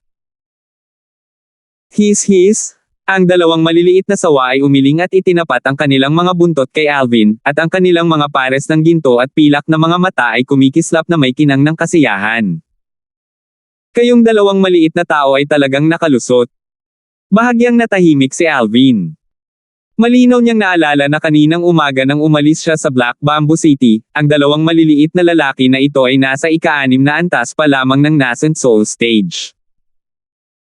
Ngunit ngayon lang, napagtanto ng kanyang matalas na espiritual na lakas na ang dalawang munting sawa na ito ay nakalusot. Nasira hanggang sa ika-7 antas ng nascent soul stage. Isang bakas ng kasiyahan ang sumilay sa mga mata ng dalawang maliliit na sawa nang makita nilang nagulat si Alvin. Pinitik nila ang kanilang mga buntot pagkatapos ay ibinuka ang kanilang mga bibig upang ipakita ang matatalas ng ngipin na kumikislap na may malamig na kinang na parang may gustong sabihin kay Alvin. Malabo na nahulaan ni Alvin kung ano ang ibig sabihin ng dalawang maliliit na tao, at nagtanong siya ng hindi sigurado, gusto ninyong makaganti sa Little Gold. Ang dalawang maliliit na lalaki ay tumango na parang mga tao, ang kanilang mga galaw ay magkapareho na para bang halos nasanay na sila. Napangiti si Alvin sa sarili, dahil hindi niya inaasahan na talagang mauunawaan niya ang gustong ipahayag ng dalawang maliliit na lalaki. Little Black, Little White. Kayong dalawa ay maaaring pansamantalang hindi makaganti sa Little Gold. Ang dalawang maliliit na lalaki ay naging hindi mapakali nang marinig nila ito, at sila ay naging dalawang kidlat na kumikidlat na parang may hinahanap sa buong paligid. Sa huli, bumalik sila sa kamay ni Alvin sa pagkabigo, at ang kanilang mga mata ay tumitig kay Alvin na parang may tinatanong sa kanya. Kasama ni Kelly si Little Gold, at wala si Kelly sa tabi ko. Nagkibit balikat si Alvin, pagkatapos ay umiling siya habang umaaliw sa banayad na boses, sige, dadalhin ko kayong dalawa para hanapin ito kapag nakalaya na ako. Habang nagsasalita siya, ibinalik ni Alvin sa kanyang manggas ang dalawang maliliit na sawa na may mga mukha na puno ng pag-aatubili. Bahagyang wala siyang magawa sa mga sama ng loob ng dalawang maliliit na kasama sa Little Gold, at sa parehong oras, tahimik siyang nagluksa para sa maliit na gintong daga. Maliban kung nakalusot din ang maliit na gintong daga, imposibleng magkatugma ito para sa Little Black at Little White. Napakalaki ng Megrez Peak, iniisip ko kung saan ang magandang lugar para sa pagtatanim. Naglakad si Alvin sa taluktok ng ilang oras, at sa lahat ng paraan ay nakita niya ang maraming lumubog na bangin sa bundok, ngunit hindi talaga siya interesado sa mga bangin na ito. Halos walang liwanag sa loob ng mga bangin na ito, at masasabing sila ay nasa ganap na kadiliman sa loob. Hindi alam, napansin ni Alvin na nakarating na siya sa tuktok ng Megrez Peak. Walang rehas na mahawakan sa tuktok, at sa isang pagkakamali, ang isang tao ay maaaring mahulog sa napakalalim na bangin at mabasag hanggang sa wala nang natitira sa sarili. Nakatayo sa tuktok, ang pumasok sa kanyang mga mata ay walang hanggan na ulap at ambon, at ang kanyang linya ng paningin ay ganap na nakaharang. Mukhang hindi madaling maghanap ng angkop na lugar para sa pagtatanim. Napakalamig. Ramdam ni Alvin ang malamig na hangin na dumating sa kanya mula sa harapan. Hinaipan siya nito to the point na medyo nanlamig ang katawan niya, at hindi niya maiwasang maghigpit ng damit. Bumaba ako at titingnan. Ang lugar na pinagdugtong ng chain bridge ay malapit na sa tuktok ng bundok. Dapat marami pang pagpipilian sa ibaba. Sa kanyang pag-akyat dito, napansin ni Alvin ang ilang bangin na bagamat matitirahan, walang tao sa loob. Malinaw, ang mga bangin na iyon ay mga lugar na tinanggihan ng lahat. Nang malapit nang maglakad pababa si Alvin. Whoosh! Whoosh! Lumawak ang manggas niya at kumikidlat ang itim at puting kidlat. Little Black, Little White, anong ginagawa niyong dalawa? Napansin ni Alvin na ang dalawang maliliit na sawa ay nakatayo talaga sa gilid ng tuktok, at sa kaunting kawalang ingat, malamang na sila ay direktang mahulog. Sa ilang sandali, ang ekspresyon ni Alvin ay ganap na namutla. His, sa hindi inaasahang pagkakataon, ang dalawang maliliit na sawa ay tila ganap na walang kamalay-malay sa kanilang mapanganib na sitwasyon at sa halip ay tumalikod upang pamitik ang kanilang mga dila kay Alvin. Dalawang malikot na bata. Bahagyang nawala ng magawa si Alvin habang naglalakad, pagkatapos ay hinampas niya ang kanyang palad upang direktang kunin ang dalawang maliliit na sawa sa kanyang kamay. Little Black, Little White, knock it off. Bilisan na natin bumaba. Hindi ba kayo natatakot na mahulog at magkapira-piraso? Nang matapos siyang magsalita, pinandilatan ni Alvin ang dalawang maliliit na sawa. His, sa hindi inaasahang pagkakataon, ang dalawang maliliit na lalaki ay muling nabalisa at direktang nagpumiglas mula sa kamay ni Alvin at pagkatapos ay bumalik sa gilid ng bangin. Tumango sila kay Alvin, pagkatapos ay itinampol ng ilang beses ang kanilang mga buntot sa bangin na parang may sinusubukan silang ipahayag kay Alvin. Anong gusto niyong sabihin sa akin dalawa? Sumimangot si Alvin. Tumingin siya sa dalawang maliliit na sawa, sa kabahagyang iniangat ang ulo para tingnan ang bangin, ngunit sa huli ay wala siyang napansin. Ang kabilang panig ng bangin ay walang kapantay na matarik. Naisip niya na kung siya ay mahulog mula rito, tiyak na madudurog siya, at kahit isang Diyos na bumaba sa mortal na mundo ay hindi makakapagligtas sa kanya. His, hindi nagtagal, lumitaw ang isang eksenang hindi inaasahan ni Alvin. Ang dalawang maliit na sawa ay talagang dumausdas pababa sa gilid ng bangin at nawala sa kanyang paningin. Little Black, Little White. Ang mukha ni Alvin ay namutla, at kumapit siya sa gilid ng bangin at inilabas ang kalahati ng kanyang katawan. Ang pumasok sa kanyang mga mata ay walang hangganang ulap at ambon, at ang dalawang maliliit na sawa ay tuluyan ng naglaho. Little Black, Little White. Ang ekspresyon ni Alvin ay labis na hindi maganda tingnan, dahil sa loob ng ilang taon, matagal na niyang kinuha ang dalawang maliliit na sawa na ito bilang pamilya at hindi niya sila tinuring na mga mabangis na hayop. Ngayon lang sila nahulog sa bangin ng ganito. Isang bakas ng kalungkutan ang lumitaw sa mga mata ni Alvin, at ang matinding panghihinayang ay lumitaw sa kanyang puso. Hindi siya dapat pumunta sa tuktok ng Megrez Peak. Ngayon ang dalawang maliliit na lalaki na ito ay nawala ng ganoon na lamang. Hits his. Biglang nagsikip ang mga mag-aaral ni Alvin, dahil tila may narinig siya, tulad ng tunog ng dalawang maliliit na sawa na nagkikislapan ng kanilang mga dila. Gayunpaman, nang ibinaba niya ang kanyang ulo upang tumingin, sa halip ay napansin niya na ang kanyang paningin ay puno ng mga ulap at ambon, at walang palatandaan ng dalawang maliliit na sawa. Baka nag-hallucinate ako. Isang bakas ng pagdududa ang lumitaw sa puso ni Alvin, at habang iniisip niya ito, masigurado siya. His. Ngunit ang mga guni-guni na ito ay talagang kakaiba, tama ba? Hindi pa rin ito tumitigil. Whoosh. Sa sandaling ito, napansin ni Alvin na ang ulap at ambon sa kanyang paningin ay nagkalat, at ang mga figure ng dalawang maliliit na sawa ay lumitaw sa kanyang mga mata. Ito ay tiyak na Little Black na nag-swing ng kanyang buntot upang alisin ang mga ulap at ambon. Ngayon lang napansin ni Alvin na sa kabilang bahagi ng matarik na bangin ay talagang isang nakatagilid na puno na diretsyong tumubo mula sa bangin. Ang kakaiba ay ang nakatagilid na punong ito ay tumubo mula sa tiwangwang na bangin na ito, ngunit ito ay talagang malago at madilim na berde, at ito ay tila puno ng sigla at sigla. Ang makapal na puno nito ay dumikit sa gilid ng bangin at matibay na parang Mount Tai. Hindi nagtagal, muling lumutang ang mga ulap at ambon sa ibabaw nito at muling hamarang sa paningin ni Alvin. Whoosh. Sa pagkakataong ito, ang dalawang maliliit na sawa ay nagkasama-samang nagngangalit at ibinaba ang kanilang mga buntot upang ganap na ikalat ang mga ulap at ambon na humahadlang sa linya ng paningin ni Alvin. Ang nakatagilid na puno ay muling lumitaw sa mga mata ni Alvin. Hindi lang iyon, napansin din ni Alvin na ang dalawang maliliit na sawa ay sumenya sa kanya na bumaba na rin. Kayong dalawang maliit na tao. I'll trust you two once, don't make me die. Huminga ng malalim si Alvin habang nakatitig sa nakatagilid na puno, pagkatapos ay tinapakan niya ang kanyang mga paa at lumipad pababa upang matatag na tumayo sa puno ng nakatagilid na puno. Hindi na kailangang sabihin, ang nakatagilid na punong ito ay napakatibay. Ang katawan ni Alvin na may taas na 1.8 metro at 150 plus pounds na bumababa dito ay talagang hindi naging dahilan ng pagpapakita ng mga palatandaan ng pag-indayog ng ball. Little Black, Little White, may napansin ba kayong dalawa? Tiningnan ni Alvin ang dalawang maliliit na sawa na may nagtataka na mga ekspresyon.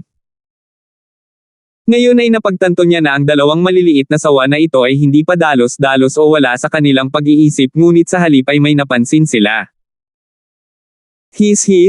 Tumango si Little Black kay Alvin, at ang mga gininto ang mata nito ay tumitig sa bangin sa harap nito. Ang mga pilak na mata ni Little White ay nakatitig na rin ngayon sa bangin sa harap nito. May something ba dito? Tinapakan ni Alvin ang puno ng nakatagilid na puno at lumakad ng dahan-dahan, pagkatapos ay hinawakan niya ang bangin na may nalilitong ekspresyon. Whoosh! Isang itim na kidlat ang dumaan. Si Little Black ang bumangga sa bangin. Little Black. Malungkot ang mukha ni Alvin. Kahit na nagawang patumbahin ni Little Black ang isang butas sa bangin, ang pagtakbo sa bangin sa ganoong bilis ay tiyak na magiging sanhi ng pagbagsak nito sa napakalalim na bangin sa pamamagitan ng lakas ng rebound, at tiyak na mamamatay ito.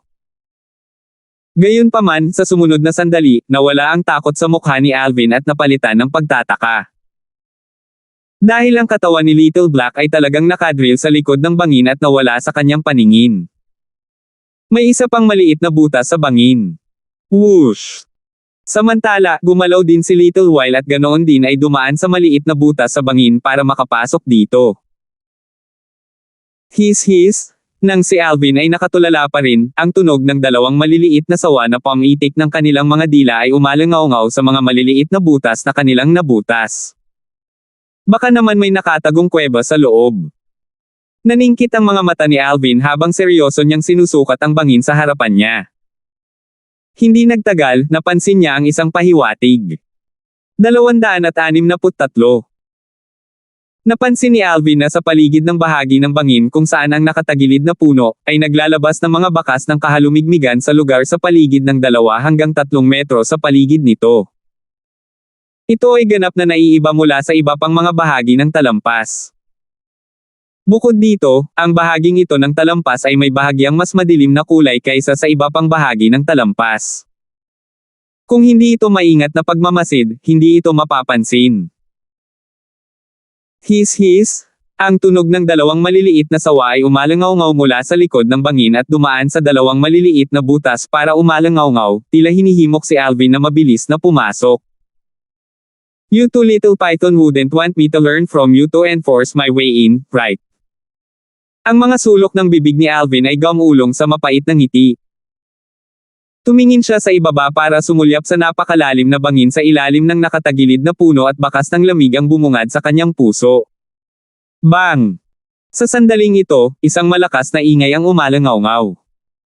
Ito ay tunog ng katok mula sa panloob na bahagi ng bangin, at ang tunog ng katok ay malalim at malakas. Alam ni Alvin na ang aktibidad na ito ay tiyak na dulot ng 2 batang iyon. Nang ma-curious siya kung ano ang gustong gawin ng 2 maliliit na kasamahan, sa halip ay napansin niya na ang bangin sa kanyang harapan ay talagang bumukas, at kumakalat ng sunod-sunod na bitek. Ang mga bitek na ito ay naging parang sapot ng gagamba sa isang kisap mata, na bumabalot sa kalahati ng bangin.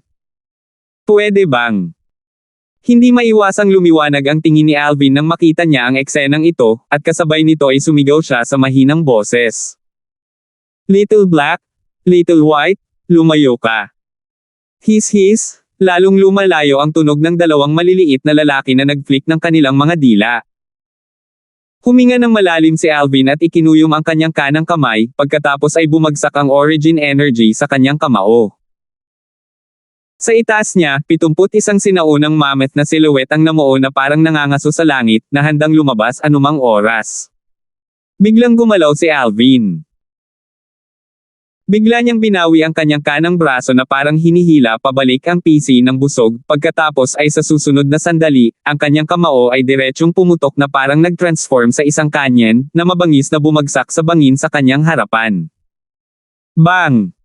Umalangaw-ngaw ang isang nakakatalam na tunog ng pagsabog.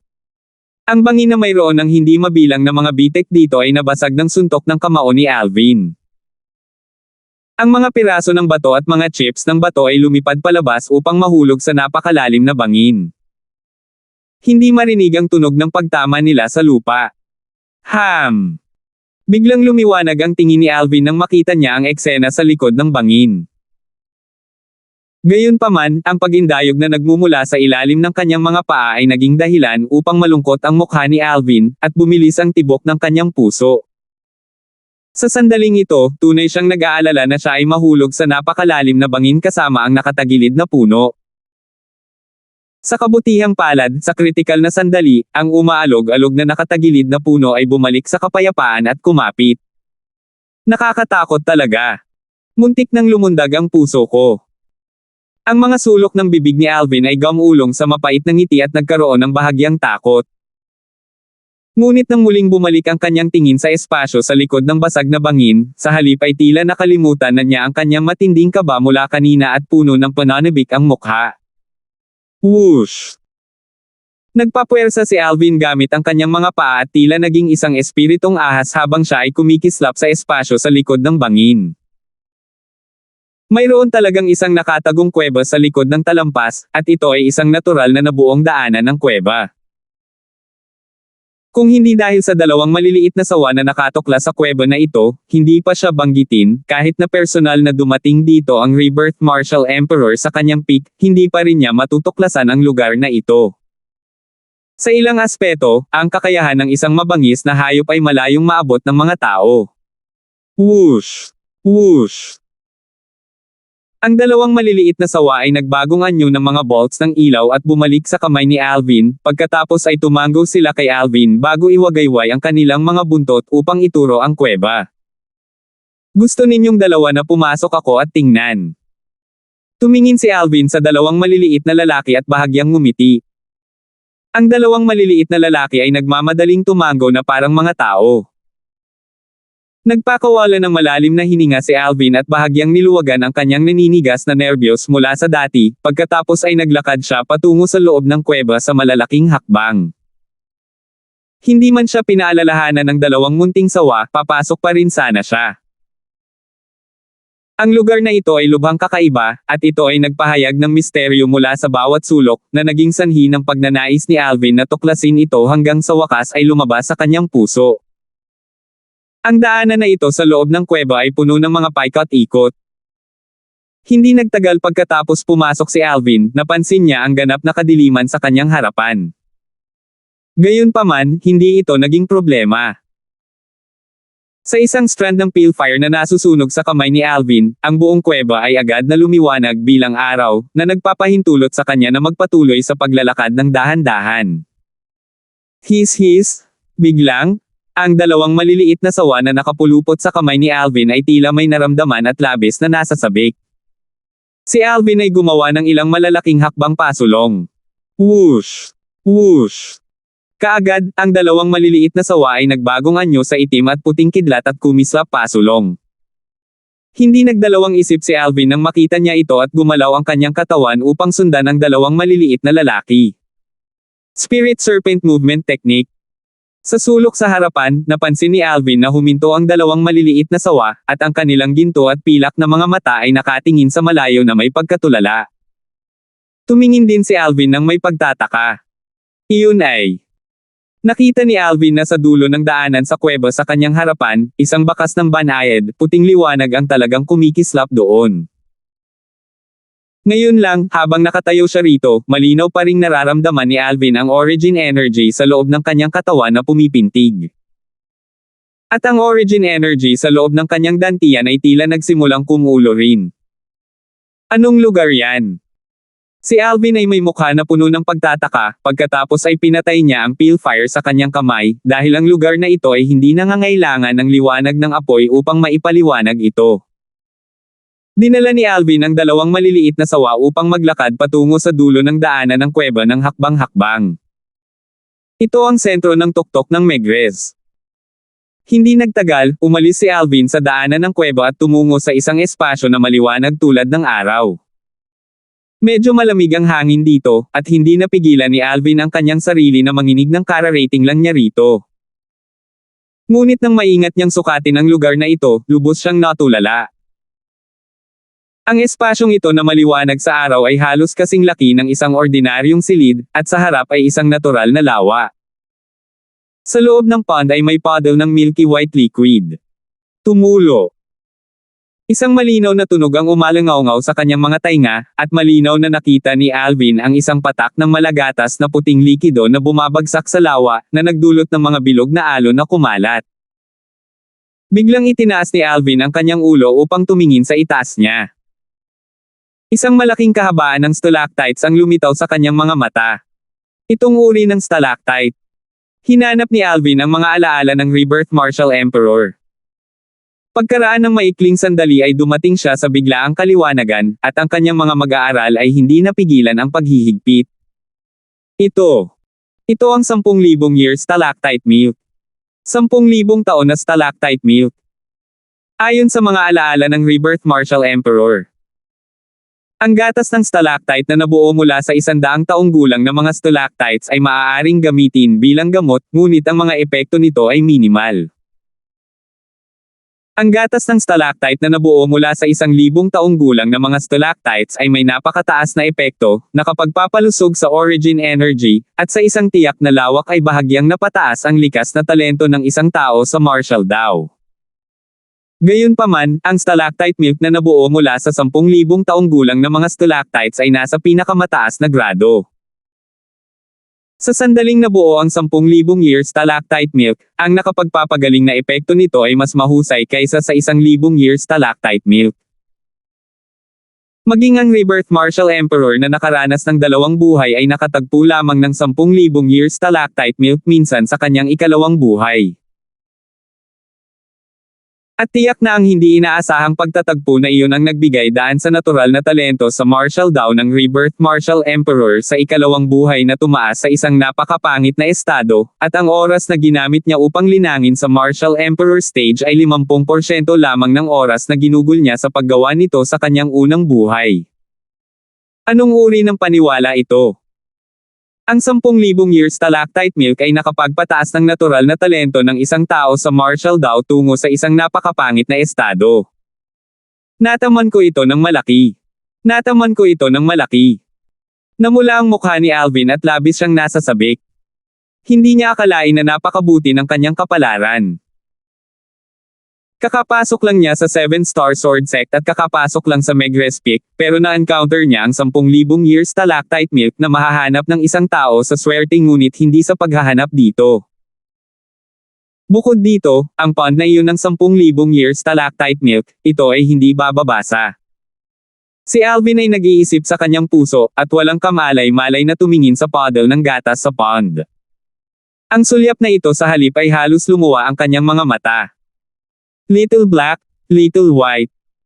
Nagsikip ang mga mag-aaral ni Alvin, at ang kanyang boses ay napuno ng nakakatalam na alulong na bahagyang nagalit. Langit. Ano ang nakita niya?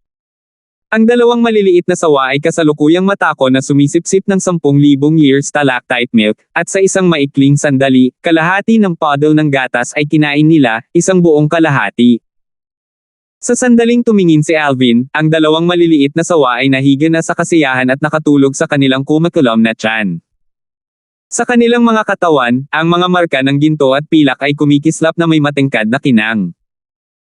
Kumaibot ang mga sulok ng bibig ni Alvin, at wala siyang ibang hinihiling kundi ang paalisan ang 10,000 years stalactite milk mula sa tiyan ng dalawang maliliit na lalaki. Napakaraming 10,000 years stalactite milk, at kalahati nito ay nilamon nila sa isang kisap mata. Lumapit si Alvin at naglabas ng ilang hindi nagamit na bote ng tableta, pagkatapos ay nilagyan niya ang mga bote ng natitirang 10,000 years stalactite milk. Matapos linisin ang puddle, itinaas ni Alvin ang kanyang ulo upang tingnan ang 10,000 taong stalactite sa itaas niya. Napansin niya na ang isa pang patak ng 10,000 years stalactite milk ay hindi pa bumaba pagkatapos ng mahabang panahon.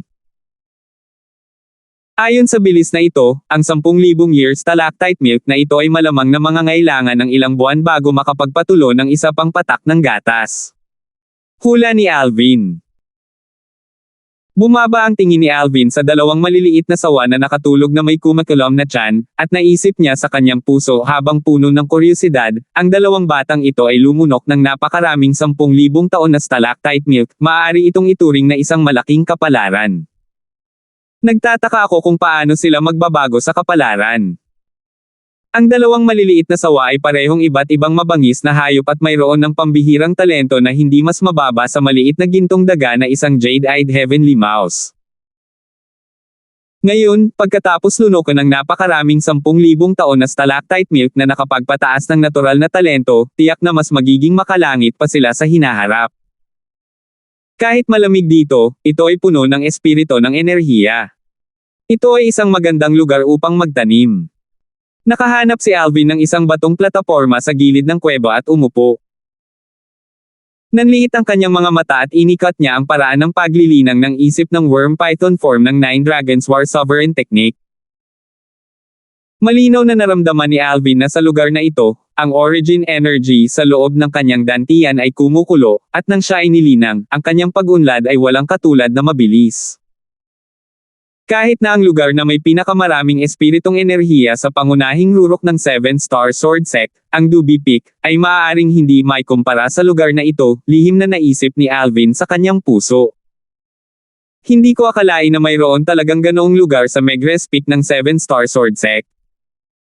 Nabuo na ang mga stalactites na ito sa loob ng 10,000 taon at mas matanda pa sa kasaysayan ng 7-star sword sect. Ang mga miyembro ng 7-star sword sect ay malinaw na hindi natuklasan ang lugar na ito. Kung hindi, ang 10,000 na stalactite ay malinis na. Pagkatapos ng hindi malamang tagal, dahan-daang iminulat ni Alvin ang kanyang mga mata. Napansin niya na ang kanyang cultivation sa ika-4 na antas ng origin core stage ay ganap na na-stabilize. Akala ko noong una ay tatagal ng 3 hanggang 5 araw para maging matatag ang aking paglilinang, ngunit hindi ko akalain na sa loob ng 10,000 taong stalactite na kuweba na ito ay gagawin sa loob ng isang sesyon ng pagtatanim. Baka sa mukha ni Alvin ang isang kaaya-ayang pagkagulat. 264. Ang kapaligiran ng pagtatanim ng stalactite cave ay naging sanhi ng labis na pagkagulat ni Alvin. Kung ang lugar na ito ay natuklasan ng mga miyembro ng 7-Star Sword Sect, malamang na direktang tatawagin itong isang sagradong lugar. Hindi mapigilan ni Alvin na mapangiti nang maisip niya ito. Ang 7-Star Sword Sect ay naitatag sa loob ng ilang libong taon, ngunit hindi nila napansin ang abnormalidad ng Megrez Peak, at nakinabang na siya ngayon. Hindi nagtagal, binawi ni Alvin ang isang bote ng tableta na may laman na 10,000 year stalactite milk, pagkatapos ay binuksan niya ang bote at direktang ininom ang lahat. Kaagad, naramdaman ni Alvin ang mainit na agos ng daloy sa kanyang katawan, sumalubong sa kanyang laman, dugo, at mga buto. Praktikal na sumasakop sa bawat sulok ng kanyang buong katawan. Sa loob ng ilang sandali, naramdaman ni Alvin na ang kanyang buong katawan ay mainit at komportable, at ang lamig ng stalactite milk ay hindi na muling nagparamdam sa kanya na hindi komportable. Ituloy. Nag-withdraw si Alvin ng isa pang bote ng tableta at nilamon ang 10,000 year stalactite milk sa loob nito. Sa pagkakataong ito, ang mainit na agos mula sa 10,000 year stalactite milk ay muling tumakip sa buong katawan ni Alvin, at sa parehong oras, ang init sa kanyang katawan ay lumakas. Naramdaman ni Alvin na tila bumukas ang mga butas sa kanyang buong katawan dahil dito, at ito ay lubos na kasiya siya. Kasiya siya. Hindi napigilan ni Alvin ang pagluwa ng isang subo ng mabahong hangin. Samantala, nakaramdam siya ng malagkit sa kanyang katawan, at nang ibaba niya ang kanyang ulo para tingnan, napansin niyang napakaraming dumi ang naalis sa kanyang katawan. Paghuhugas ng mga meridian at paglilinis ng utak. Biglang nagningning ang tingin ni Alvin, dahil alam niya na ang kanyang katawan ay ganap na nabago ng 10,000 year stalactite milk, at ang kanyang kasalukuyang katawan ay maaaring ituring na ang pinaka-perpektong katawan para sa paglilinang. Naabot na ng aking kasalukuyang katawan ang sukdulan ng pinakamataas na likas na talento. Ang origin energy sa katawan ni Alvin ay kumikislap upang alisin ang mga dumi sa kanyang katawan, pagkatapos ay iniunat niya ang kanyang katawan at nakaramdam ng pagka-refresh. Ang isa ay kailangan lamang na ubusin ang isang tiyak na halaga ng 10,000 taon na stalactite milk upang ganap na mabago ang kanilang konstitusyon at ganap na maipanganak na muli. 2 bote ng 10,000 year stalactite milk ang nagbigay daan kay Alvin na kumpletuhin ang perpektong pagbabago ng kanyang konstitusyon. Kahit na sa buong Cloud Continent, walang sino man ang makahihigit sa kanyang kasalukuyang likas na talento sa martial Dao. Siyempre, ang laki ng Cloud Continent ay isang bagay na mahirap isipin ng isang ordinaryong tao, o marahil sa isang sulok ng Cloud Continent, mayroong isang taong may katulad na hindi inaasahang pagkikita tulad ni Alvin at nakatagpo ng 10,000 year stalactite milk. Ngunit kahit ganoon, imposibleng malampasan ang natural na talento ng taong iyon ang kay Alvin, at higit sa lahat ito ay katumbas ng kay Alvin. Ito. Hindi nagtagal, natulala si Alvin. Dahil napansin niyang nawala na ang dating bronze na kulay ng kanyang mga kamay at naging malarosas na. Parang umiiyak si Alvin ngunit walang luha. Nahijitin pa ng kasalanan ng kanyang kasalukuyang balat ang kay Kelly at Megan. Ang mukha ko. Biglang, tila may naisip, namutla ang mukha ni Alvin, at nagmamadali niyang iniunat ang kanyang kamay para hawakan ang sarili niyang pisngi. Sa di sinasadya, tuluyang bumagsak ang mukha niya.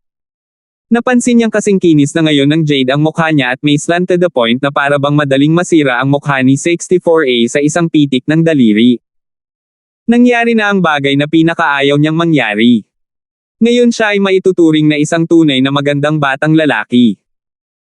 Halos makalimutan ko na pagkatapos kong ubusin ang 10,000 year stalactite milk, kasabay ng paghuhugas ng meridian ko, nilinis ang utak ko, at tuluyang nabago ang konstitusyon ko, bumalik ang buong balat sa katawan ko sa kasalanan noong sanggol pa ako. May mapait na ngiti sa mukha ni Alvin. Paano niya ipapakita ang kanyang mukha sa publiko sa hinaharap? Bagamat naiinis siya, alam ni Alvin na natapon na ang gatas, kaya hindi na niya ito pinag-isipan pa. Ibinalik niya ang kanyang atensyon sa 10,000 years stalactite milk na kanyang nakolekta. Kumain ng 2 maliliit na bata sa kalahati ng 10,000 years stalactite milk. Nakakolekta ako ng 18 bote ng tableta mula sa natitirang kalahati. Uminom ako ng 2 bote, at 16 na bote pa ang natitira. 16 na bote, 4 na bote para kina Kelly at Megan, at 2 pa para sa nanay ko. Tungkol sa Little Gold, malamang na kailangan nito ng hindi bababa sa 8 o 9 na bote. Sa ganitong paraan, halos tapos na. Napabuntong hininga si Alvin. Masyadong kaunti ang maglibot. Nagpakawala ng hininga si Alvin, pagkatapos ay ipinikit niya ang kanyang mga mata upang magpatuloy sa paglilinang. 9 Dragon's War Sovereign Technique, Worm Python Form. Ang kanyang paglilinang ngayon ay sumulong sa kabuuan ng 2 beses sa kanyang bilis mula sa dati, at ang epekto ng 10,000 taon na stalactite milk ay ganap na nahayag. Pagkaraan ng mahabang panahon, iminulat ni Alvin ang kanyang mga mata nang makaramdam siya ng gutom. Kinuha niya ang isang pasusuhin na baboy mula sa loob ng kanyang spatial ring, at pagkatapos niyang inihaw at kainin ito, dumighay si Alvin. Sinulyapan ni Alvin ang 2 maliliit na sawa, at dahil alam niyang matagal na silang hindi gising, hindi niya sila ginulo. Pagkatapos magpalit ng kasuotan ng isang disipulo sa labas ng korte ng 7-Star Sword Sect, lumabas si Alvin sa Stalactite Cave at muling dumating sa exit sa bangin. Sa oras na ito, maingat na sinukat ni Alvin ang labasan ng bangin. Napansin niya na ang nakatagilid na puno sa labasan ng bangin ay nabubuhay ng eksakto dahil sa pagkakaroon ng 10,000 years stalactite milk, dahil sinisipsip nito ang sustansya na nagmumula sa 10,000 years stalactite milk. Bukod dito, ito ay higit na matibay kaysa sa isang ordinaryong puno. Matapos maingat na suriin ni Alvin ang mga ugat ng nakatagilid na puno at kumpirmahin na hindi ito madaling mahuhulog sa bangin, lumabas si Alvin sa kuweba at muling humakbang papunta sa nakatagilid na puno. Habang nakatayo si Alvin sa nakatagilid na puno, ulap at ambon lang ang nakikita niya sa kanyang paningin. Bagamat may butas sa bangin, maiisip na maliban kung ang isang eksperto sa void stage ay sadyang lumapit sa lugar na ito, lubos na imposibleng mapansin ang pagkakaroon ng kuweba. Kaya hindi nag-alala si Alvin na may makakita sa lugar na ito. Gayunpaman, nanatili pa rin si Alvin sa nakatagilid na puno ng ilang sandali, at pagkatapos lamang na makumpirma ng kanyang matalas na espiritual na lakas na walang tao sa itaas ay lumundag siya upang bumalik sa tuktok ng bundok. I should have cultivated for a whole day and night. At ngayon ay pangalawang araw na. Itinaas ni Alvin ang kanyang ulo upang tumingin sa kalangitan at napansin na ang nagliliyab na araw na nakasabit sa kalangitan. Saktong tanghali noon. Naalala pa niya na pagdating niya sa tuktok ng Megrez Peak kahapon ay pasado 12:00 na ng tanghali. Hahanapin ko sina Kelly at Little Megan. Ang mga sulok ng bibig ni Alvin ay gumulong sa isang banayad ng ngiti. Kahit isang araw lang niyang hindi nakita ang 2 batang babae, namimiss niya pa rin ang mga ito sa kanyang puso. Umalis si Alvin sa tuktok ng Megrez Peak. Naglakad siya hanggang sa makarating malapit sa Chain Bridge, at noon lang nakita ni Alvin ang iba pang mga disipulo ng Megrez Peak. Sa ilalim ng mga titig ng pagtataka, naglakad si Alvin papunta sa Chain Bridge. Sa likuran niya, umalangaw-ngaw ang mga buntong hininga gaya ng inaasahan. Mas maputi at mas maislan pa ang balat ng batang iyon kaysa sa babae. Saan nanggaling ang magandang batang ito? Ang isang magandang batang tulad nito ay nakapasa sa Outer Court Disciple Test ng ating 7-Star Sword Sect para maging isang Outer Court Disciple ng ating Megrez Peak. Pwede bang na-relax na ang mga requirements ng Outer Court Disciple Test ng 7-Star Sword Sect natin? Bahagyang nanigas ang katawan ni Alvin nang marinig niya ang pagputok ng diskusyon na umalangaw-ngaw mula sa kanyang likuran. Tamang-tama, ito ay eksakto sa naisip niya. Ang kanyang balat pagkatapos na siya ay isilang na muli ay sapat na upang makaakit ng mga kakaibang tingin mula sa iba. Sa lahat ng paraan, ang magkatulad na mga titig at talakayan ay naging sanhi ng halos manhid ni Alvin. Sa wakas, dumaan si Alvin sa Chain Bridge at nakarating sa stone platform sa Duby Peak. Ang stone platform na humantong sa iba pang 6 na taluktok mula sa Dubi Peak ay nasa magkatulad na taas, at hindi nagtagal, dumating si Alvin sa isa pang stone platform. Gayunpaman, mabilis siyang nalungkot. Tila hindi niya alam kung aling stone platform ang patungo sa Arcade Peak. Sa wakas, kinulong ni Alvin ang isang alagad sa labas ng court na dumaan. Pinigilan ni Alvin ang isang alagad sa labas ng court at nagtanong, na may bahagyang ngiti, "Senior brother, alam mo ba kung aling stone platform ang humahantong sa chain bridge na patungo sa Arcade Peak?" Ang alagad na ito sa labas ng korte ay isang binata sa edad na mga 23 o 24, at tumingin siya kay Alvin na may mukha na puno ng pagtataka. Obviously, hindi pa siya nakakita ng lalaking may ganoong magandang balat sa buhay niya. "Senior kuya, alam mo ba?" Sumimangot si Alvin. Kailangan ba niyang magkaroon ng ganoong kalakihang reaksyon? Sa wakas, nakabawi ang alagad sa labas ng korte mula sa kanyang pagkagulat at itinuro ang kanyang likuran. Maglakad pasulong, ang pangalawang batong plataporma ay ang Arcade Peaks. Nang magpahayag na si Alvin ng kanyang pasasalamat, nagpatuloy ang alagad sa labas ng korte. Gayunpaman, junior brother, ang Arcade Peak ay tumatanggap lamang ng mga babaeng disciples. Kahit na ang iyong balat ay sukdulan. Talagang hindi masama, ikaw ay isang lalaki kung tutuusin, at ang Arcade Peak ay hindi ka tatanggapin. Ang mga sulok ng bibig ni Alvin ay kumaibot nang marinig niya ito, at ang kanyang mukha ay naging itim. "Salamat sa paalala, kuya, pero hindi ko naisip na maging disipulo ng Arcade Peak. Pupunta lang ako doon para maghanap ng tao." Nahihiya namang tumawa ang alagad sa labas ng korte nang marinig niya ito. "Paumanhin, junior brother, na misunderstood kita, akala ko." Ngunit hindi pa tapos magsalita ang alagad na ito sa labas ng court nang mapansin niyang nakalayo na si Alvin ng may malalaking hakbang. Hindi niya maiwasang umiling at bumantong hininga, saka umungol. Rosy ang balat ng junior brother na ito, at mas maislan pa sa balat ng babae. "Kung makahawak ako, baka mas komportable pa ito kaysa sa babae." Hindi pa nakakalayo si Alvin, at ang kanyang katawan ay nanlamig nang ang pag-ungol ng alagad sa labas ng court ay pumasok sa kanyang mga tainga. Nakaramdam siya ng pagsabog ng pagkasuklam, at ang mga sulok ng kanyang bibig ay mas madalas na kumikibot. Pilit na tiniis ni Alvin ang pagnanais na tumalikod at sumugod upang habulin ang alagad na ito sa labas ng korte. Naglakad siya patungo sa stone platform na patungo sa Arcade Peak. Halos kasabay ng paghakbang ni Alvin sa chain bridge na humahantong sa Arcade Peak, 2 figure ang naglalakad na magkabalikat sa chain bridge na patungo sa Megrez Peak. Ito ay 2 disipulo sa labas ng korte, at sinabi ng isa sa mga kabataang lalaki sa katabi niya, "Ben, dapat ay tinuruan mo siya ng diretso kahapon." Kung narito si Alvin, tiyak na makikilala niya ang taong nagsalita. Ito ay tiyak na isa sa 3 disipulo ng 7-star sword sect na nakaaway niya sa restaurant sa Black Bamboo City ilang araw na ang nakakaraan. Ang iba pang alagad ng 7-star sword sect sa labas ng korte na kasama ni Ben. Gusto kong hanapin ka at si senior brother fan kahapon at sabihin sa inyong dalawa ang tungkol sa bagay na ito. Kung tutuusin, wala nang ibang hinihiling si senior brother fan kundi ang mabalatan ng buhay ang batang iyon. Sino ang mag-aasam na ang senior brother fan ay magpapatuloy sa mahabang paglalakbay sa huling sandali? Umiling si Ben at dahan-daang sinabi, "Kung alam ko nang mas maaga na umalis si senior brother fan, ginawa kong nawala ang balat sa batang iyon kahapon." Nang matapos siyang magsalita, kumikislap ang mga mata ni Ben na may siksik, mabangis na liwanag. "Sige, ang aming pangunahing prioridad ngayon ay ang hanapin ang batang iyon. Ang Megrez Peak ay hindi malaki o maliit, at kung gusto niyang magtago, hindi namin siya mahahanap."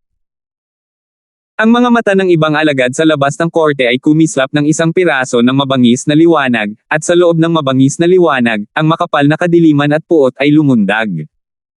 "Salamat po at sinamahan ninyo ako, ingat lagi mga master."